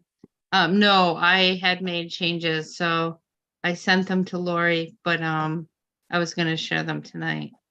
Oh, okay. So are you ahead of this or after, or within this or after it? It was after that, so to depict the creation. I don't know if you want me to share my changes. Okay, but is it, oh, it's within this one here? You have Yeah, it- it's within that one. Oh, got it. Okay, sure. Okay, I just want to make sure I get the right one.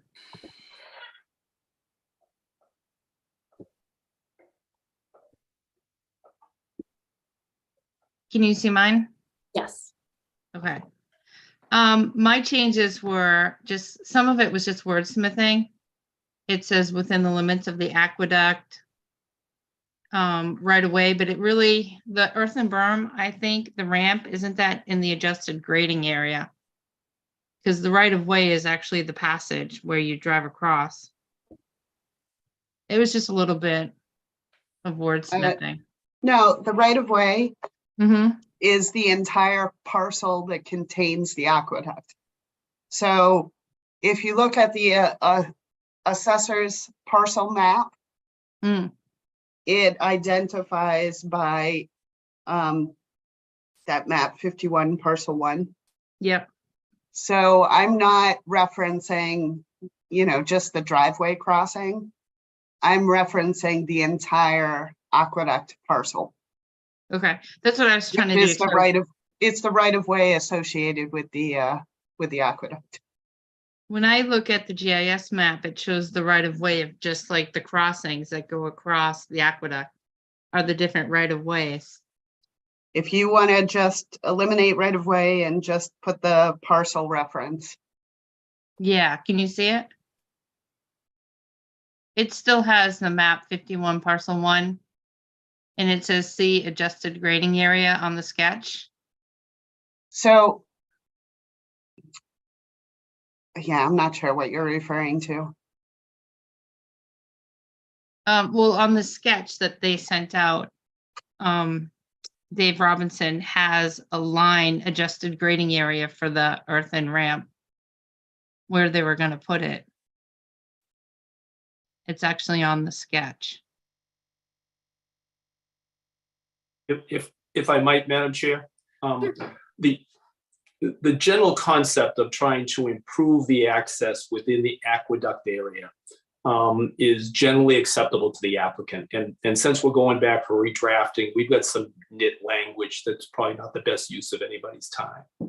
Sure. Yeah, I can share. I shared it with Lori. Great. What is troubling in this particular section is the requirements for, if the MWRA approval is not obtained, an obligation to donate land and construct an alternative path. And we're prepared, if MWRA approval is not obtained, of entering into good faith discussions with the planner and other appropriate officials about an agreement to achieve that. But that agreement needs to deal with issues as to location, methods of construction, responsibility of construction, responsibility and maintenance, legal responsibilities in case of injury, those type of things, all of which has to be kind of agreed to. So our only issue really with the language is the mandatory that we're going to have to donate this land and we're going to have to build it and we're going to therefore have to take on the responsibility for good. We're open to the idea of, if we don't get approval, we'll work in good faith to try to find an alternative location.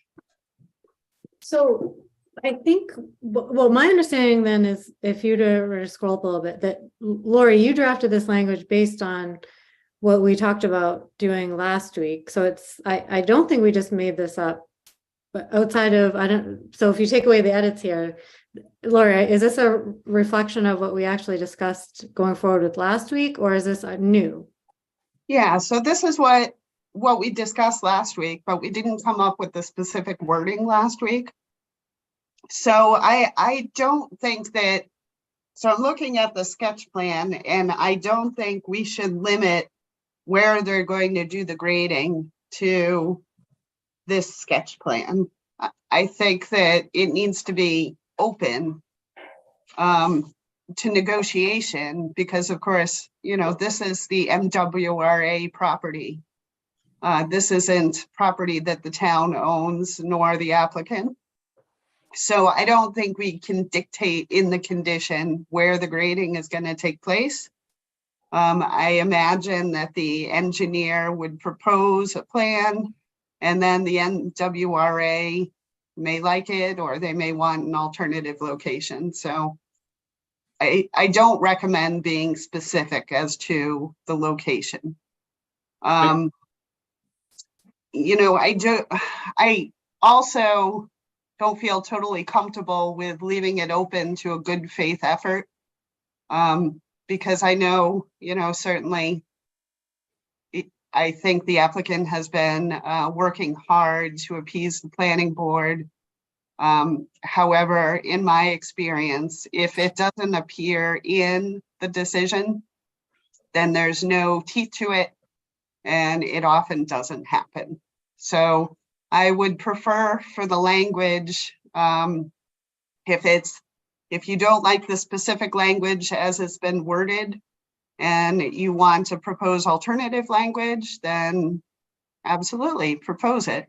But I do strongly recommend having some language as to an alternative. But as far as any work within the MWRA property, not being specific So as does to this then- location or type. So is this just a wordsmithing issue, or Attorney Donahue, you still, Through you, Madam Chair. I think the first part, as far as what happens within the aqueduct area, is wordsmithing. I mean, we're not trying to design it. Obviously, we're going to try to get it. The second sentence is kind of the seminal, and it's more than wordsmithing. What's drafted here is an obligation for the applicant, if you don't get MWRA approval, to design, build, and I guess perpetually maintain a trail on its property for public use. We're not prepared to agree to that.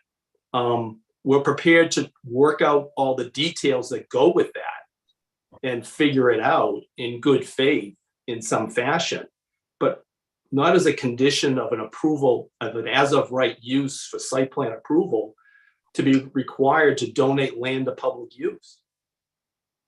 I think the point here was to make sure that as part of the criteria for improving pedestrian, bicycle, or vehicular safety on the site and aggressing from it. So this really cuts that ability for that passability for pedestrians that we were trying to figure out a way. So it seems like if you don't have something, you're not going to be able to get through. So we wanted to figure out some sort of solution where ultimately there is still some sort of pedestrian way to get through. I don't think we have to prescribe it down to the very minute detail, but something should be there. And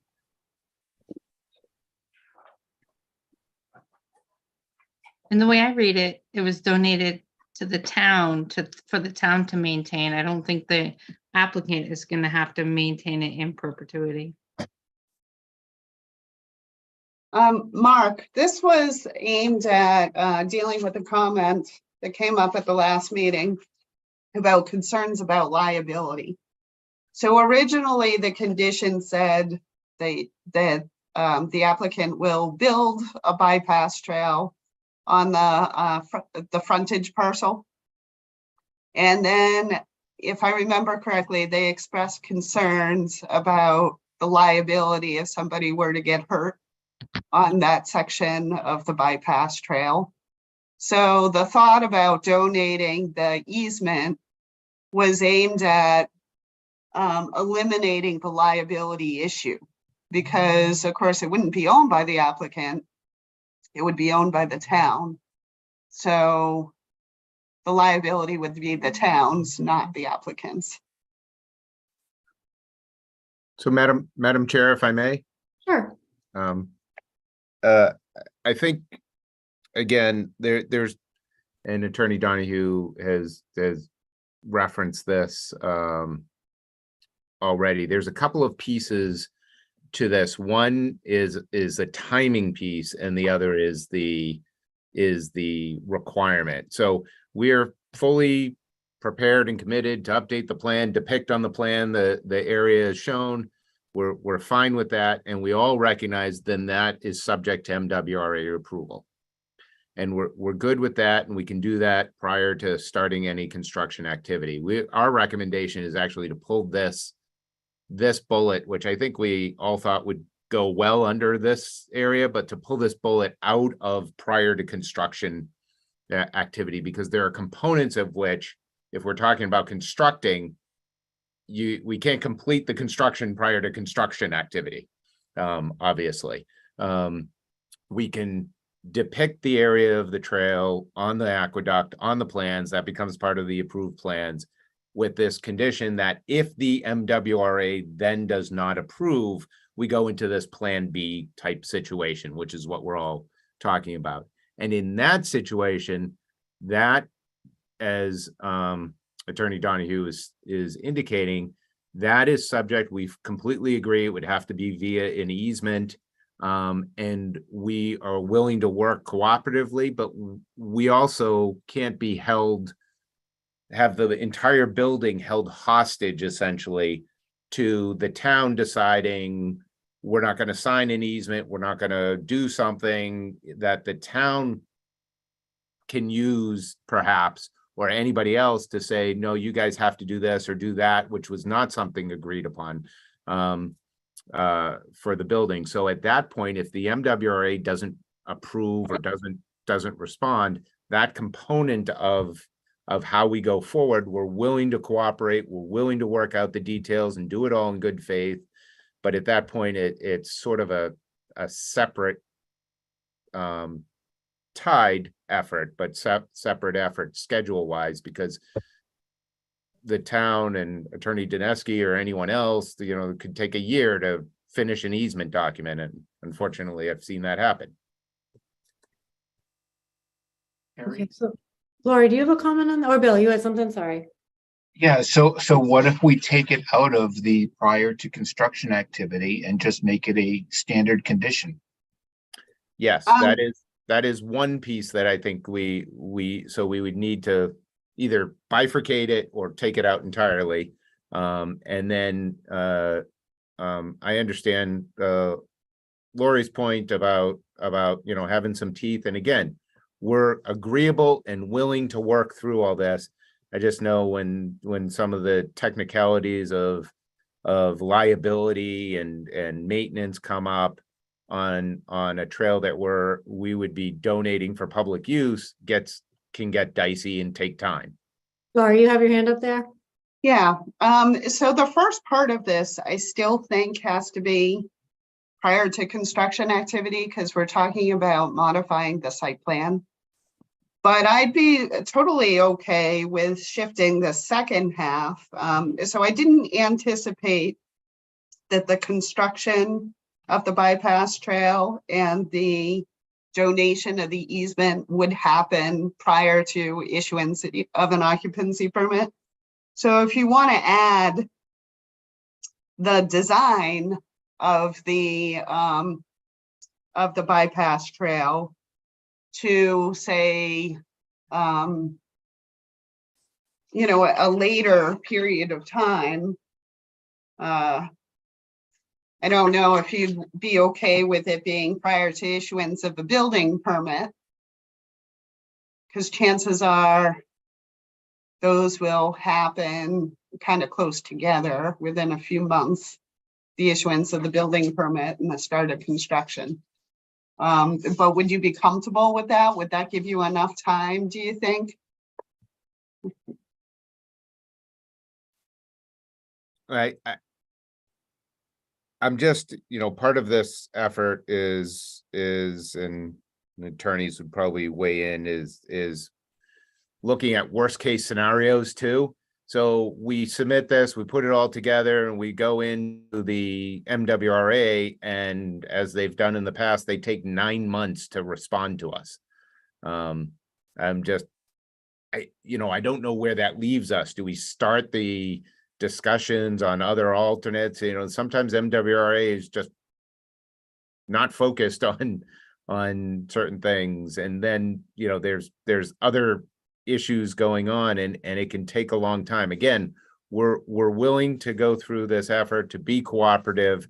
It's the timing and holding the construction project for the building tied to stuff that we can't control. We can't control the MWRA, and frankly, we can't control the town to make the town, if there's an easement dock or something like that, we can't make you guys perform in a certain time frame either. It sounds like the only piece prior to construction is just the design piece, but then prior to the permit is really the implementation of it. Right, it just falls under the heading of E. If you go to the very beginning of section E before the bullet points, it says everything there prior Oh, to yes, construction I got activity, you. the applicant shall. So again, as Lori said, we're comfortable with the obligation to depict it on the plan and to go seek the approval. We just can't we can't control the MWRA or the town to operate in a timely fashion. Okay, And- so then if we took the second, so Laura, you said you'd be comfortable taking the second part out and moving it out of construction activity. Does that solve that problem? Yeah, I mean, I'd be fine with moving it prior to issuance of an occupancy permit. So you'd have to design, you'd have to construct, and you'd have to issue the easement document to, or at least offer it to the town. If it takes the town longer, then, you know, if the holdup is with the town but not with you, then I think it would be perfectly reasonable for you to get your occupancy permit. It's not your fault that the town's slow. So then, So I can change that word to, you know, submit a 7-foot wide trail easement to the town for access and maintenance purposes.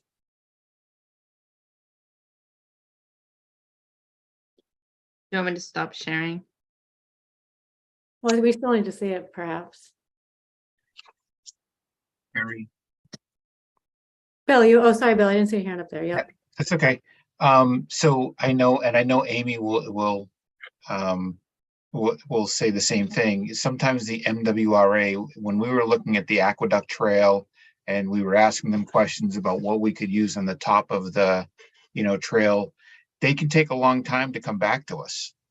And I don't think it's, personally, I don't think it's, I mean, I hate to say this, but I don't think it's fair to Gutierrez that they're held up because, of this one thing from the MWRA. I think if they're working in this in good faith, then, it should just be a condition and not prior to issuance of the permit or, occupancy permit or anything, as long as they're working this in good faith. Okay, what does the board think of that? Well, Lori, does that work to even take out prior to the issuance of a occupancy permit? Or you need that actually, like, how do you transverse Well, that area? What if it's still a condition though, just not prior to, Construction? it's still a if- condition. Well, it could just be if you don't like the change on the site plan, so they could just submit a sketch.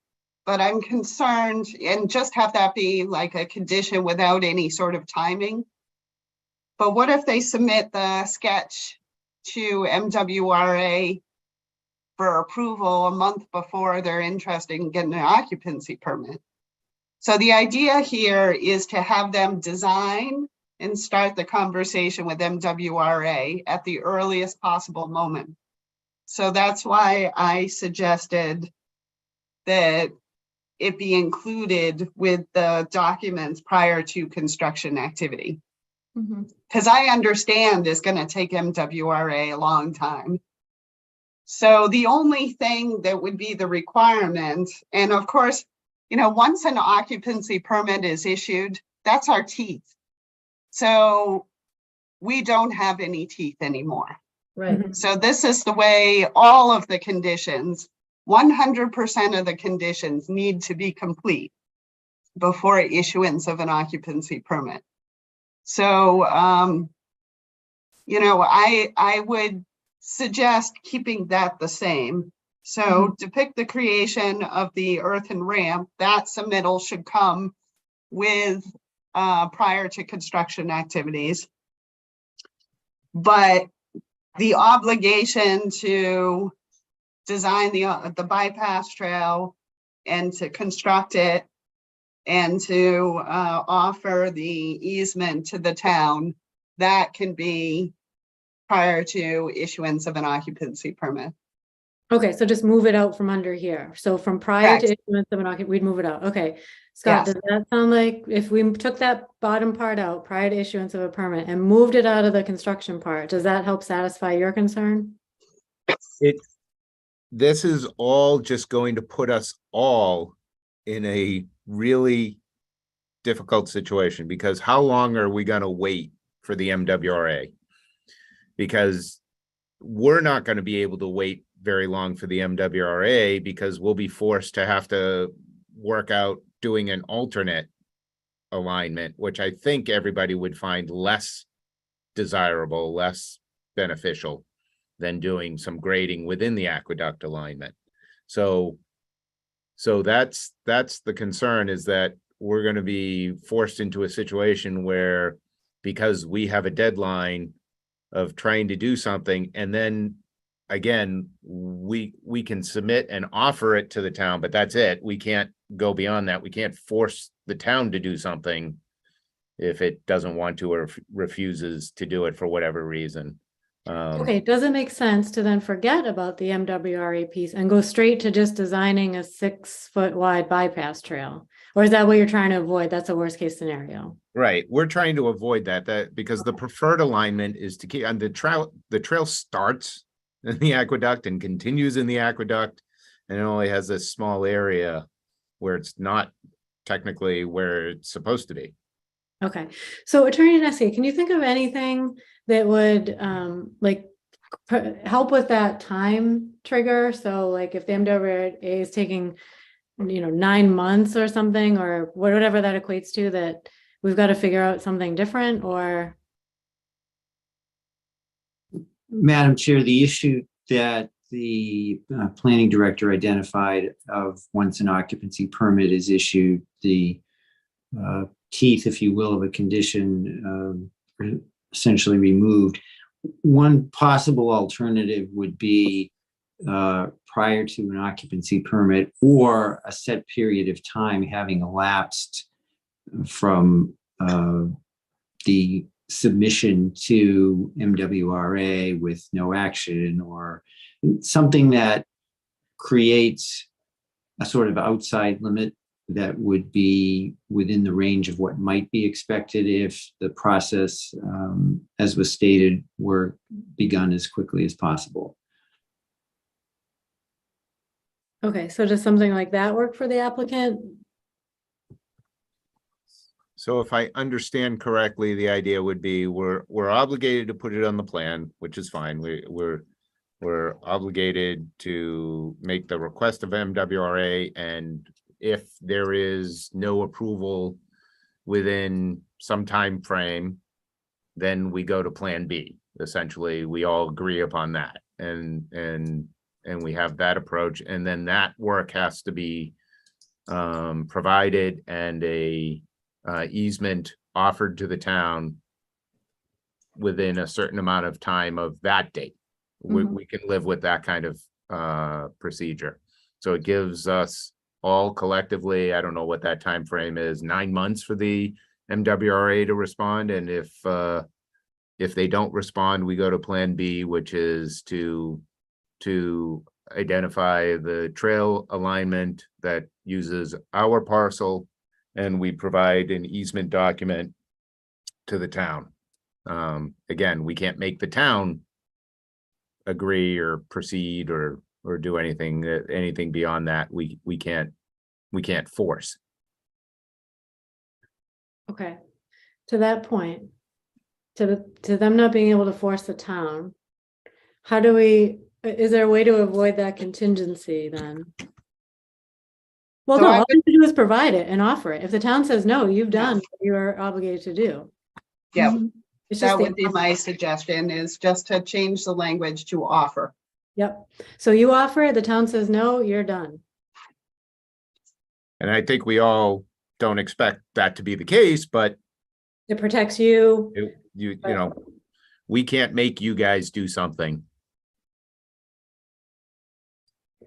Okay, so does that make sense for everybody? And then Amy, do these this looks like minor wordsmithing. Is there anything that's not, that changes the?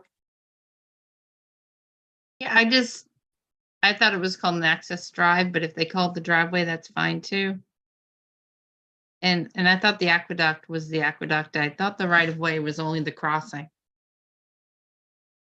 We have a right of way across the aqueduct right of way. So they're both rights of way, but I see your confusion. So I think part of the wordsmithing would be to we would have to, clarify a little bit of the second half and probably take it out of E and make it its own new condition, standalone condition. Yeah. In the event the MWRA or something like that, the MWRA application or the MWRA will be provided 9 months to respond in the event they don't, blah, blah, blah, blah. I'm sure the attorneys can write something good on that. Okay. I had sent this to Lori, so then I guess you guys can work it out. Should I stop sharing now? You have another one here or no? You may as well keep going because we gotta go through this anyway. Okay, the next one is, okay, so Lori added the text in red. Mm-hmm. So anything here from either side?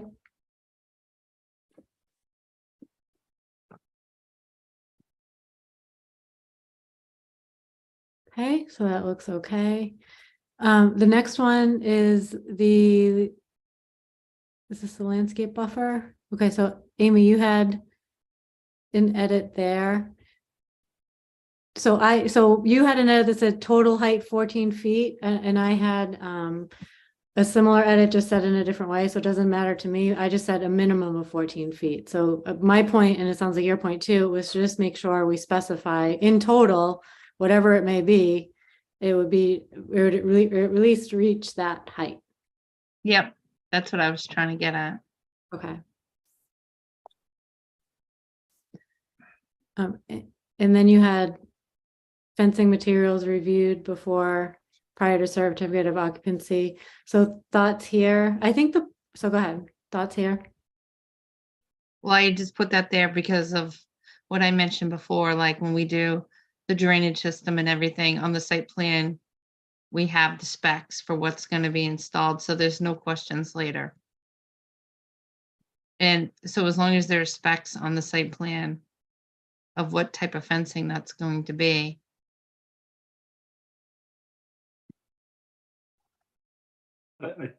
I'd suggest that the fencing material be subject to submittal and approval by the planning director and the town engineer. I think some level of both speed of decision-making and expertise would be appropriate. As long as we make sure what the board wants to see matches what they're thinking. Well, it's a 7-foot tall solid fence on top of a 7-foot berm. It's not very confusing. Right, well, no, Manny had said, the 5 or 10 dBs, that it should be. I didn't know what the board thought of that. That was a comment that we just heard. That the fencing has to be of a certain caliber, that it stops a certain percentage of the sound.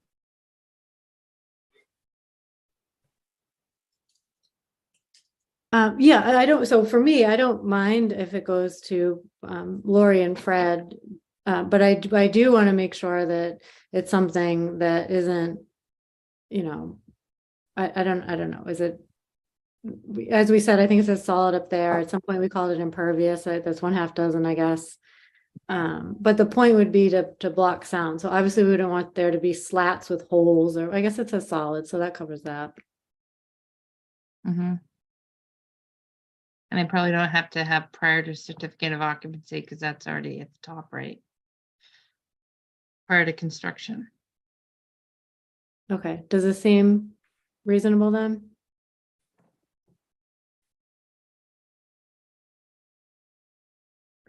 Yep. I'd actually rather see it on the site plan before we sign off on the decision. It already says though that the town and the engineer and the planning director will review it, so it's kind of redundant to put it back in there. It says in the very beginning of this whole section.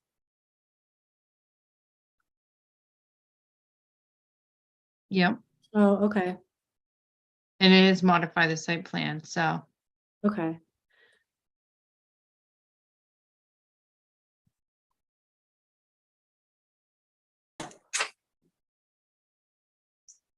I just wanted some note that the fencing materials shall be reviewed and accepted.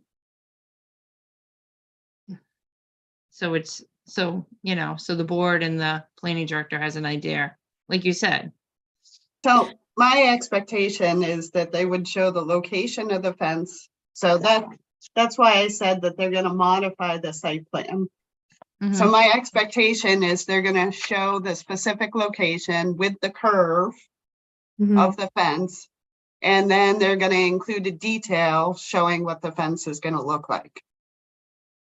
Right, or the materials used. Yeah, it's, you know, in the details in the back of the site plan, they'll show Right. the height of the fence and the design of it. And they'll explain whether it's gonna be vinyl or wood, you know, what it's gonna be made out of. Okay. Do we Do I want, have- well, I'm just wondering, like, do we just want to make it clear the intent of the fence or something like fencing materials shall be selected, you know, these aren't the right words, but to just reflect the intent of sound abatement, so it's something to that effect. The one thing that concerns me is that we just end up with a fence that doesn't stop any sound at all or minimal. So I just want just to be conscious of the materials actually being a sound barrier to some extent is what my concern would be. Mm. Actually, in Janine's letter, she noted some companies, and there was one company that's been used in the United States. They could use the same company or one similar. And it was used for a sound wall, it looked vinyl between residential neighborhood. I mean, I don't care. To me, it doesn't matter who the company is. I just want whatever was selected really just reflects the intent of why we're doing this. So it's not just a check the box. It's really mindful of the purpose. Mm-hmm. I don't know, thoughts on that? I totally agree. I do too. Not sure how we should word that. Maybe those might not be the right words. I'm just, something could be wordsmithed there. So, Madam Chair, Yes. if I may, a couple of points on this, and we have a couple of wordsmithing edits that we can submit over to Lori as well. So she can work those in. We could probably revise that reference sketch dated March 17th, so it shows the curve or how the fence gets extended, so we have that and can reference that update.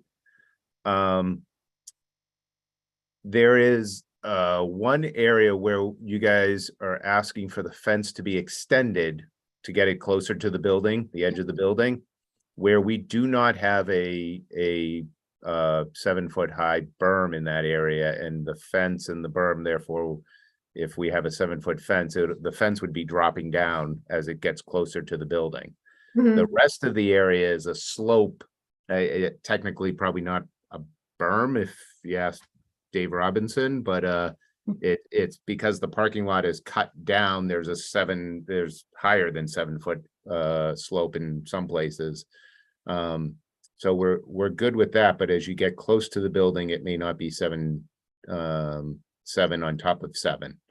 And there's no way to do that because we have to maintain fire access, which is at grade. They can't go up and over. Oh, yeah, so that one little spot at the end. Right, it's right at the end there where it would drop down. Yeah. And I'll reiterate, looking at that one spot, it's really pointing straight north toward the athletic fields of the high school. It's not really shining into the residential neighborhoods. Those are more due west. And we're removing parking spaces there, but we're going to extend the fence and we understand that. And I think the other piece that you're looking for, because we've spoken to our construction crew as well, is sound dampening. Okay. Nothing eliminates all sound, nothing. It's all a range of dampening. And I think that what was mentioned earlier about the 10 decibel levels, there's something called STC ratings. I'm not exactly sure what STC stands for, but if you get an STC rating of 10, that would be a reduction of 10 decibels in levels of sound. And just to go back to decibels, something that is 10 decibels louder than something else is twice as loud, because it's a logarithmic scale or something like that. So that is usually what we would want to achieve, is the STC rating of 10, sound dampening. We understand it's a solid panel fence. Sometimes it may be solid with sound dampening foam inside of the fence, and that's how you achieve it. Okay, great. So are you just looking for language that covers that last little piece? Is that what you're concerned is missing from this part? Is that, when you brought it up, I'm wondering, is it missing from here? So the curve, it shall be extended to the curve along the edge. Is there something like an exclude? So from that part, it sounds like it's going to go down. So the minimum won't be 14 there. So that's the only thing that I wanted to be clear about, is that the entire length of it, at the end, it would be this.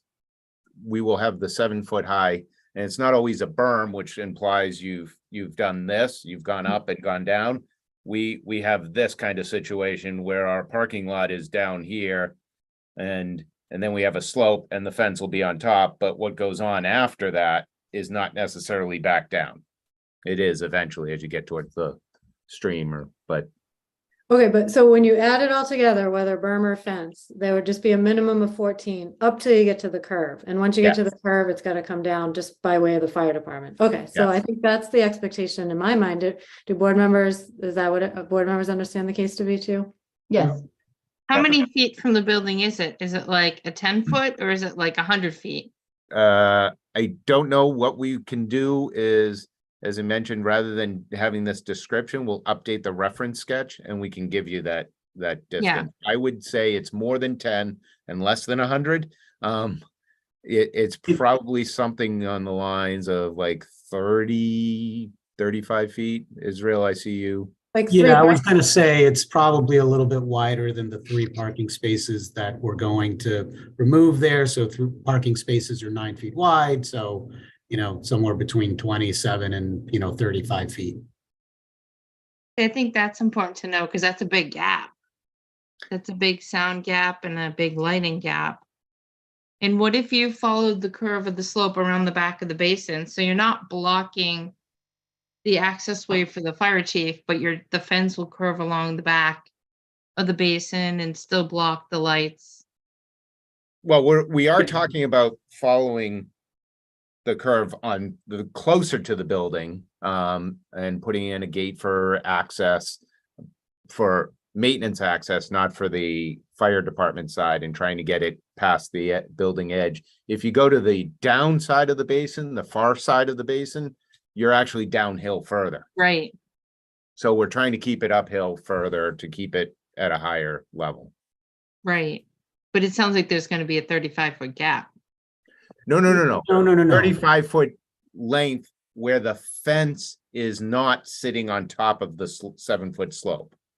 So it's only like 7 feet high versus 14. So the gap is exactly the gap is where the fire department access is, which is going to be around the edge of the building. We can probably, yeah, I guess it would be good to see how many feet it is and what it looks like if you can send that to us. Yep. So we can update the sketch so you have it. We're not talking about a gap in the fence, so to speak. It's just a limit where the fence is not sitting on top of a slope.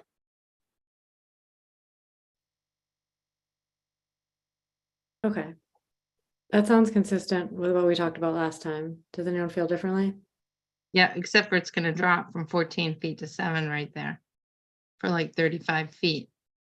And that's the area. Is there any way you can show where it's going to be pointing? Show where it's gonna be pointing. What do you mean by So if that? someone, if you're not gonna get rid of all the parking spaces there, if someone parks there, kind of like how we got the picture from Manny, that would show where those lights are gonna shine. Are they gonna point, you say maybe the athletic fields? Can you just show that on a map so we know for sure? They'll be blocked by a fence. It's not, there will be no gap for lights or headlights shining. If you're talking about car lights shining, Mhm. there'll be no gap in the fence or the area that's being blocked by that. Okay.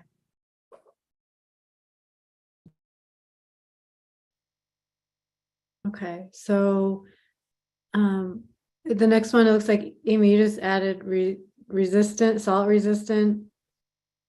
Air resistant evergreen trees. I actually talked to Dave Varon, who's on our design review. And he mentioned that you'd want salt resistant, deer resistant evergreen trees. Um, I mean, there's some, like, I think he gave a couple ideas of the pines or the spruces. yeah, we were looking to update again, to update the sketch so that it clearly shows the number and locations, and then that'll get added to the plan so that you can see that. And we were looking to put in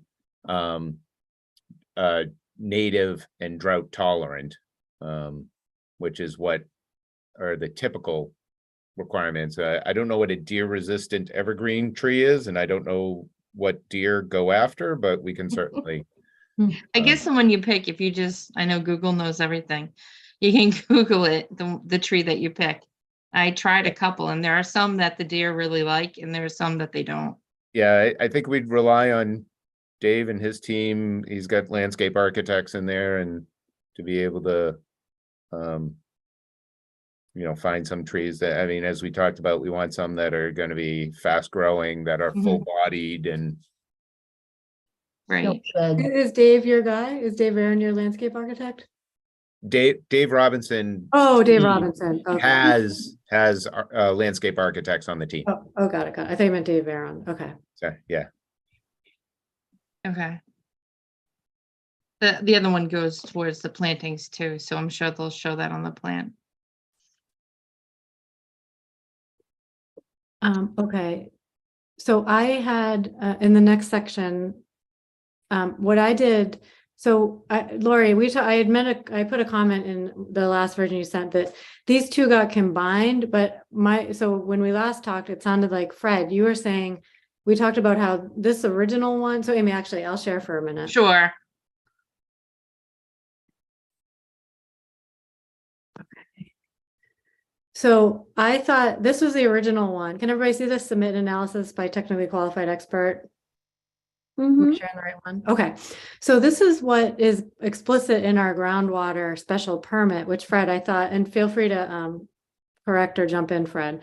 So I didn't think it made sense to change that. And then I went back and listened to the discussion and just like tried to grab some of the language that Scott had said about the secondary part, which is really just like getting an opinion on whether or not anything else needs to be done. And if so, do it whatever needs to be done and follow state the MCP and LSP recommendation. So I tried to, we can wordsmith this. I just basically tried to listen to what Scott said last time and put it in one paragraph. But I did think that this needed to be a separate component still. Fred, did I misunderstand when we talked last time that that's still part of the special permit? That's part of the application requirements for anybody applying for a special permit. And typically, what happens is the engineer who does the drainage analysis evaluates the drainage and supplies that statement at the time of the application. And I believe that was done originally when they went to the Groundwater Advisory Committee a couple of years ago. So that's why I was thinking it wasn't necessary anymore because it's already been dealt with. So this was the application, I can't remember which one it was. Maybe it was actually the other one I was thinking of, that they didn't have this, but maybe I'm incorrect. If you have it on file, obviously you're correct, but. Typically, that's one of the things that I evaluate when I first do my review memo for the groundwater committee. Did they meet all the requirements of the special permit application process? And if they didn't provide this statement, I would indicate to the groundwater committee that they should recommend their comments to the SPGA that they get that, or that the applicant provided to the groundwater committee before going to the SPGA. So it's really just about the drainage system, the engineer who does the drainage design certifying that what they're proposing to do will meet the standards, and he can certify to this. The second part of what you're looking for has to do more with what you're talking about that's in the soil and might be stirred up as part of the construction process. So they're really completely different. The first one, I believe, was dealt with at the time the application was originally made. I believe David Robinson had submitted it with his stormwater analysis and his complete design. Okay, so fine, then they either could be merged or we could, I think the previous version just had submitted analysis by an LSP certifying quality, and then just brought in that secondary part. So this would go back to being merged. I just pulled them apart because I thought from our last conversation that needed to be done. But it sounds like that was incorrect. It's to me, that first statement that you have there doesn't need to be there. Got it. The second, because the LSP is not the one that provides that first statement by a technically qualified expert. That's the PE who does the drainage design. Okay, so say that just doesn't exist, period. It's already been done. Okay. Okay, so then this is, Scott, where I took what you had said last time and tried to just like record it down, and maybe we wordsmith from here, but this is what we talked about last time. We're not a long way in concept apart. We've got some suggestions, but we can take those offline, I think, more effectively. Okay, let's see. I don't know if anyone else had anything. Looks like nothing going on until we change this language. We talked about just making water trucks shall be available as required. That just protected the applicant from always having one, but if we needed one, there it would be available. Looks like nothing else. We talked about the building settling on earth tones. Was this one? I think we talked about two sides. And Scott, you were thinking about that. Did that still make sense to you? Yeah, we can live with that. Yes. I don't think we had, oh, okay, so then we went back and forth. I think this was 25, it just scooted down to 20. I think we went back and forth. The board had talked about 10. Scott, you talked about 25.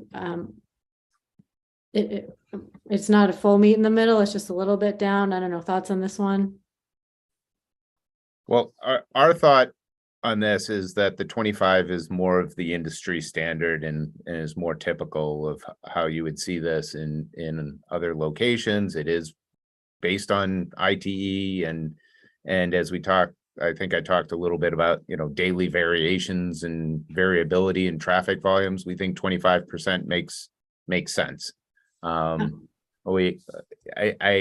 appreciate the idea of trying to, meet somewhere in the middle and recognize this is, closer to 25 than the 10 that was proposed, but we think the 25, is the right range, just given, what you're evaluating and how you're evaluating it. Lori, did you pick 20 just as a peace offering point, or what were you thinking? Any logic behind it? Exactly. It was a peace offering. I think Billy threw out that number. So I figured that there was at least one member thought that 20% was the appropriate number. So I decided to go with it and see what you folks thought. Okay, board members' thoughts on this one?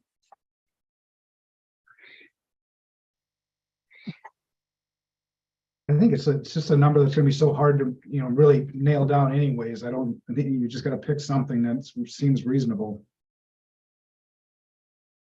And I will add, I know you're asking for board member input, but I think Lori, you said your experience and what you've seen elsewhere also had, not to put you on the spot, also had the 25% in other cases.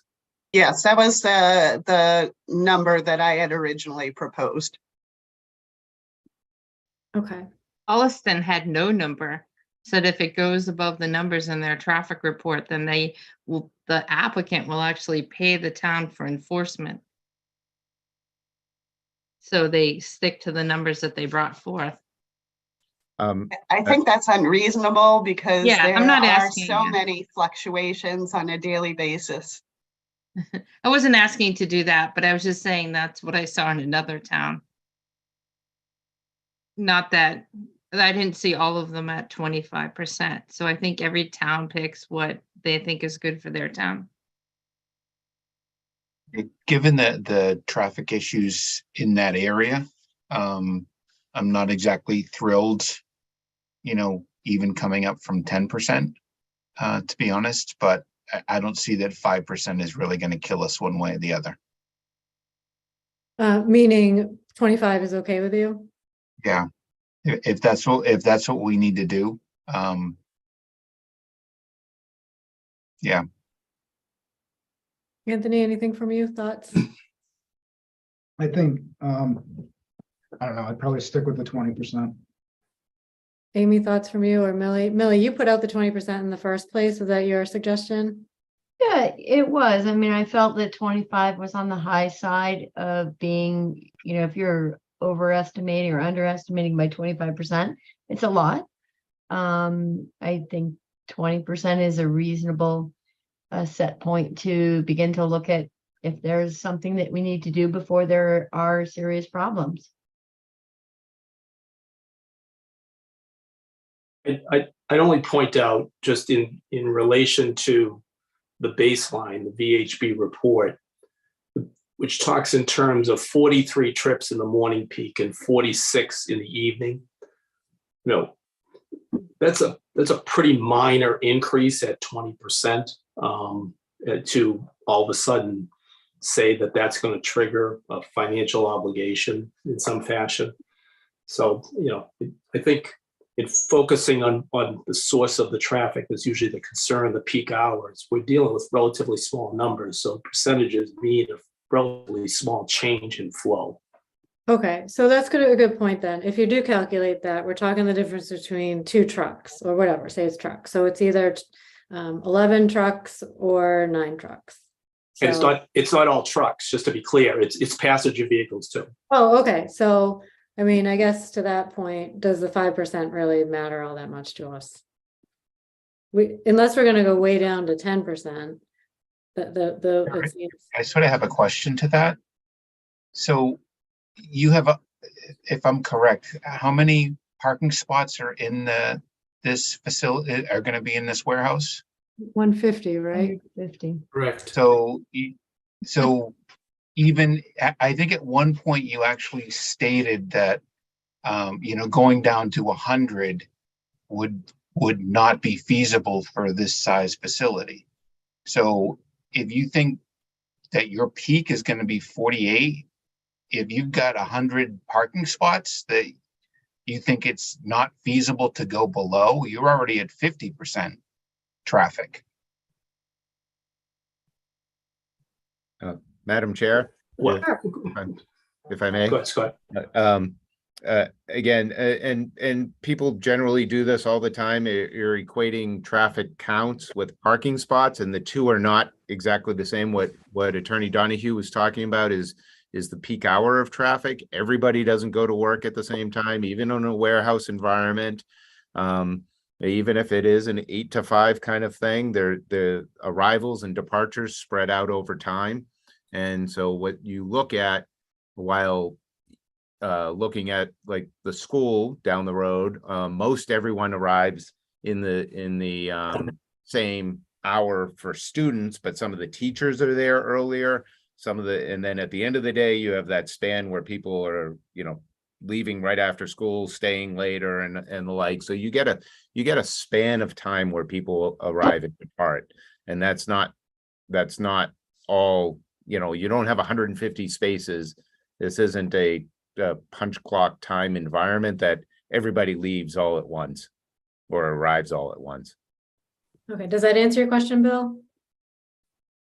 Not really, because again, you don't know what your site is going to do. If your site is an 8 to 5 site, we were talking about this earlier.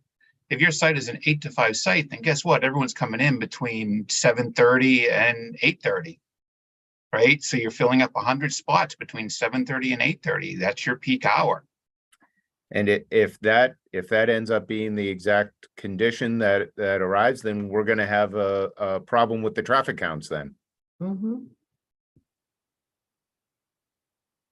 So again, then I don't understand the difference between 20% and 25% when you're already at 50. Well, the 20 and 25% difference is just the variation on a day-to-day basis, and especially as Attorney Donahue was talking about the small number of vehicles that you're talking about, the difference of 2-3 vehicles may trip one way or the other. If we have a situation where we're 100% off is what you're thinking about in your head, then we're off either way, whether it's 20 or 25% is the limits that are shown here.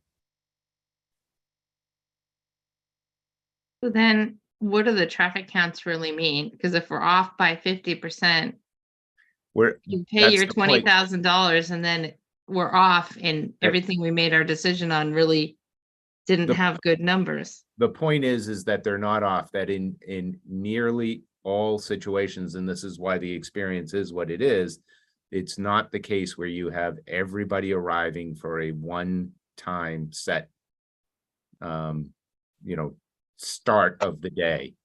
Even in, if you look down the street at the 301 Bartlett, even if they are operating on a defined time, everyone doesn't roll in at the same time in the morning or leave at the same time in the evening.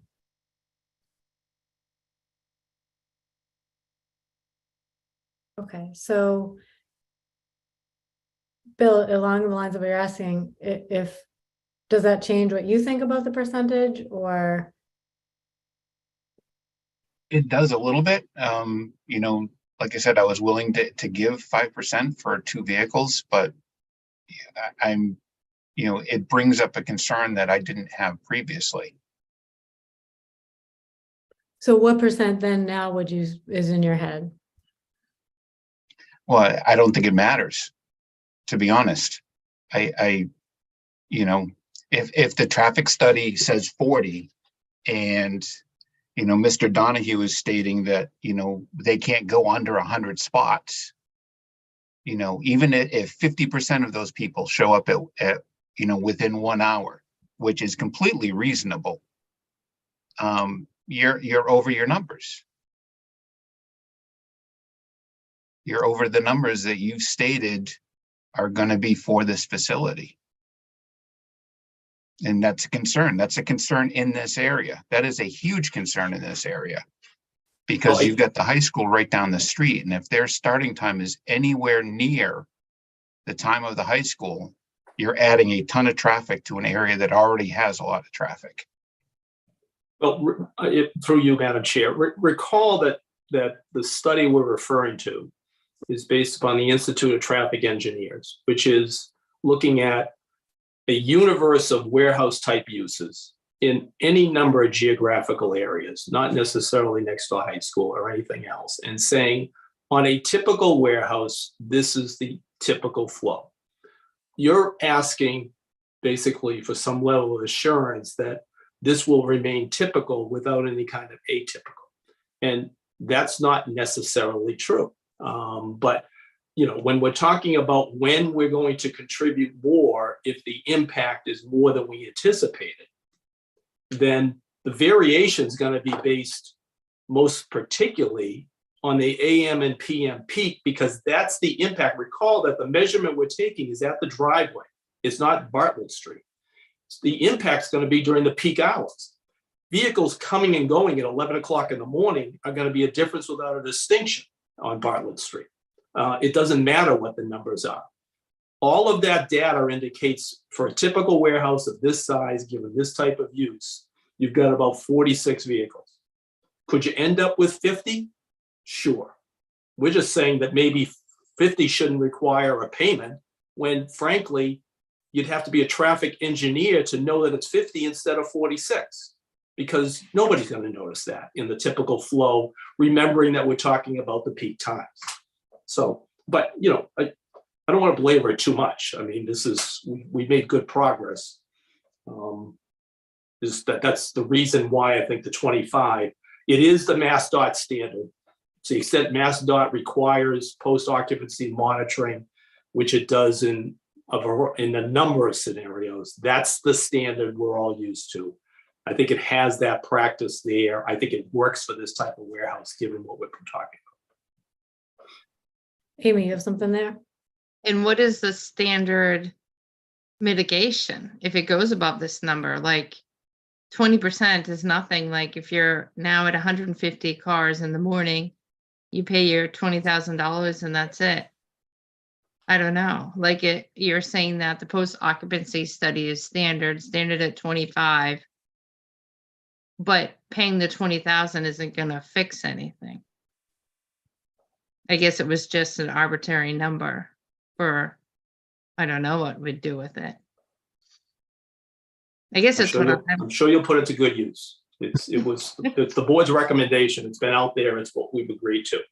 I know, We're talking but about when it's triggered. I'm not going to go backwards and talk about whether traffic's even relevant for an as of right use. So If I may, let's move on. Sorry. I guess we'll have to hire a crossing guard. Yeah. Israel, you had something there? yeah, I just wanted to kind of point out the kind of the double-edged swordedness of using anecdotal experience for these kinds of situations, because I know that it's also been said during the course of the hearings that, you know, the 301 Bartlett parking lot is empty all the time. And yet, you know, the same sort of rationale and thinking behind the amount of parking that was necessary for that location is going into this one. So I think my point is just simply that whether a parking lot is empty or not, or how many parking spaces are in the parking lot isn't, you know, necessarily correlated with what the ITE numbers, you know, generate. And so that's my only point. Got it. Okay, so I just have a quick question.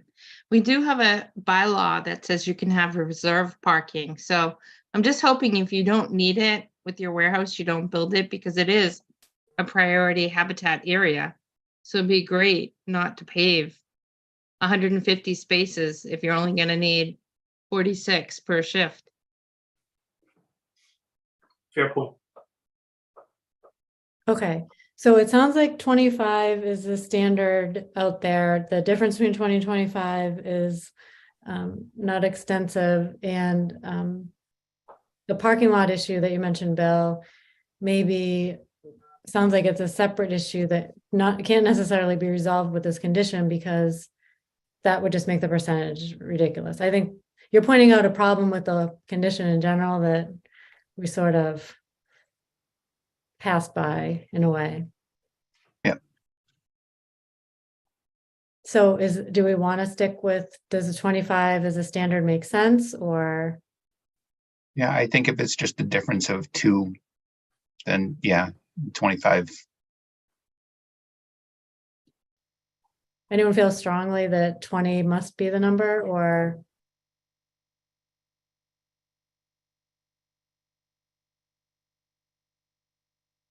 I mean, I'm okay with 25. I just prefer to set something off a little bit sooner, but it's not huge. Anthony, thoughts from you? I think to Bill's point, it doesn't really, the count doesn't change that dramatically or almost at all. So I think I'd be okay with it. Okay, Amy? Yeah, I mean, it's fine. Okay, so why don't we keep it then at the 25? And then I think that concluded that whole area. The next part was really just what we talked about tonight. Any other further comments? The applicant, you mentioned you had some edits, but that's something you're just gonna send to Laurie. It was just wordsmithing for the most part. Yeah, and we talked about in general some concepts this evening that we can certainly caucus with Attorney Dineski and see if we can at least get something that we agree. You can then, Laurie can then share with the board some passion. Okay. All right. I mean, it feels like overall we're trying to work towards something that makes sense for both sides. So I think that's good to end with. Oh, actually, I do. I will, because we started a whole nother section, I will take any additional public comments at this time if there are any. I don't see any additional comments. Okay, so let's see. We have to think about continuing. And Anthony, you are not at the next planning board meeting. Correct. Okay. So.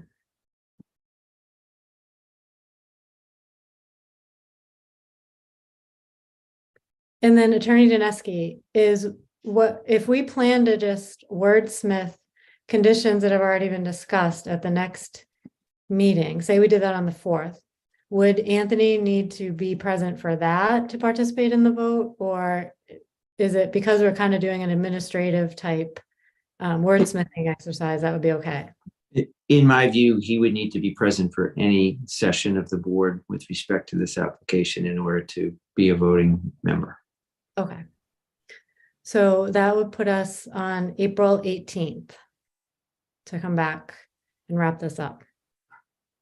Does I that can accommodate him right at 6 o'clock. accommodate right at 6? It's also tax day. Does that work? Sure, works for us. Okay. So we will plan on April 18th at 6 p.m. So is there a motion to continue the public hearing for the property known as 0 Bartlett and 301 Bartlett Street, Parcel H for site plan approval on groundwater protection overlay district special permit to April 18th at 6 p.m. So moved. Second, Second, all in favor, Bill, aye. Anthony, Aye. Millie, Aye. Amy, Aye. and Carrie's an aye. Okay, great. Thanks, everybody. And then board members stay on because we have to talk. We just have a couple of old business items. Thank you all. We appreciate your time and effort. Thank Thank you. you. as well. Thank you. We have consideration of minutes from February 7th and February 21st. Are we prepared to do those? Is the board prepared to do that tonight, or did everyone read the minutes from the 7th? Yep, Yeah. I did. Okay. I think, Lori, did you send out some proposed amendments? Modified minutes, not from the 7th, only the 21st. She sent out both, because I had amendments for both and she sent them both. Yep, sorry. Oh, I see. Sorry, you said, sorry, let's try that again. I meant to send the 7th. Okay, subject line just said the 21st, but yep, they're there. Okay, are there any additional amendments to the minutes? For the February 7th one, I don't know if you can pull that up on the screen. I don't know how to do that. But on page 5, it talks about the cleaning up the drains or the, what do they call those things? Hold on, I can share them.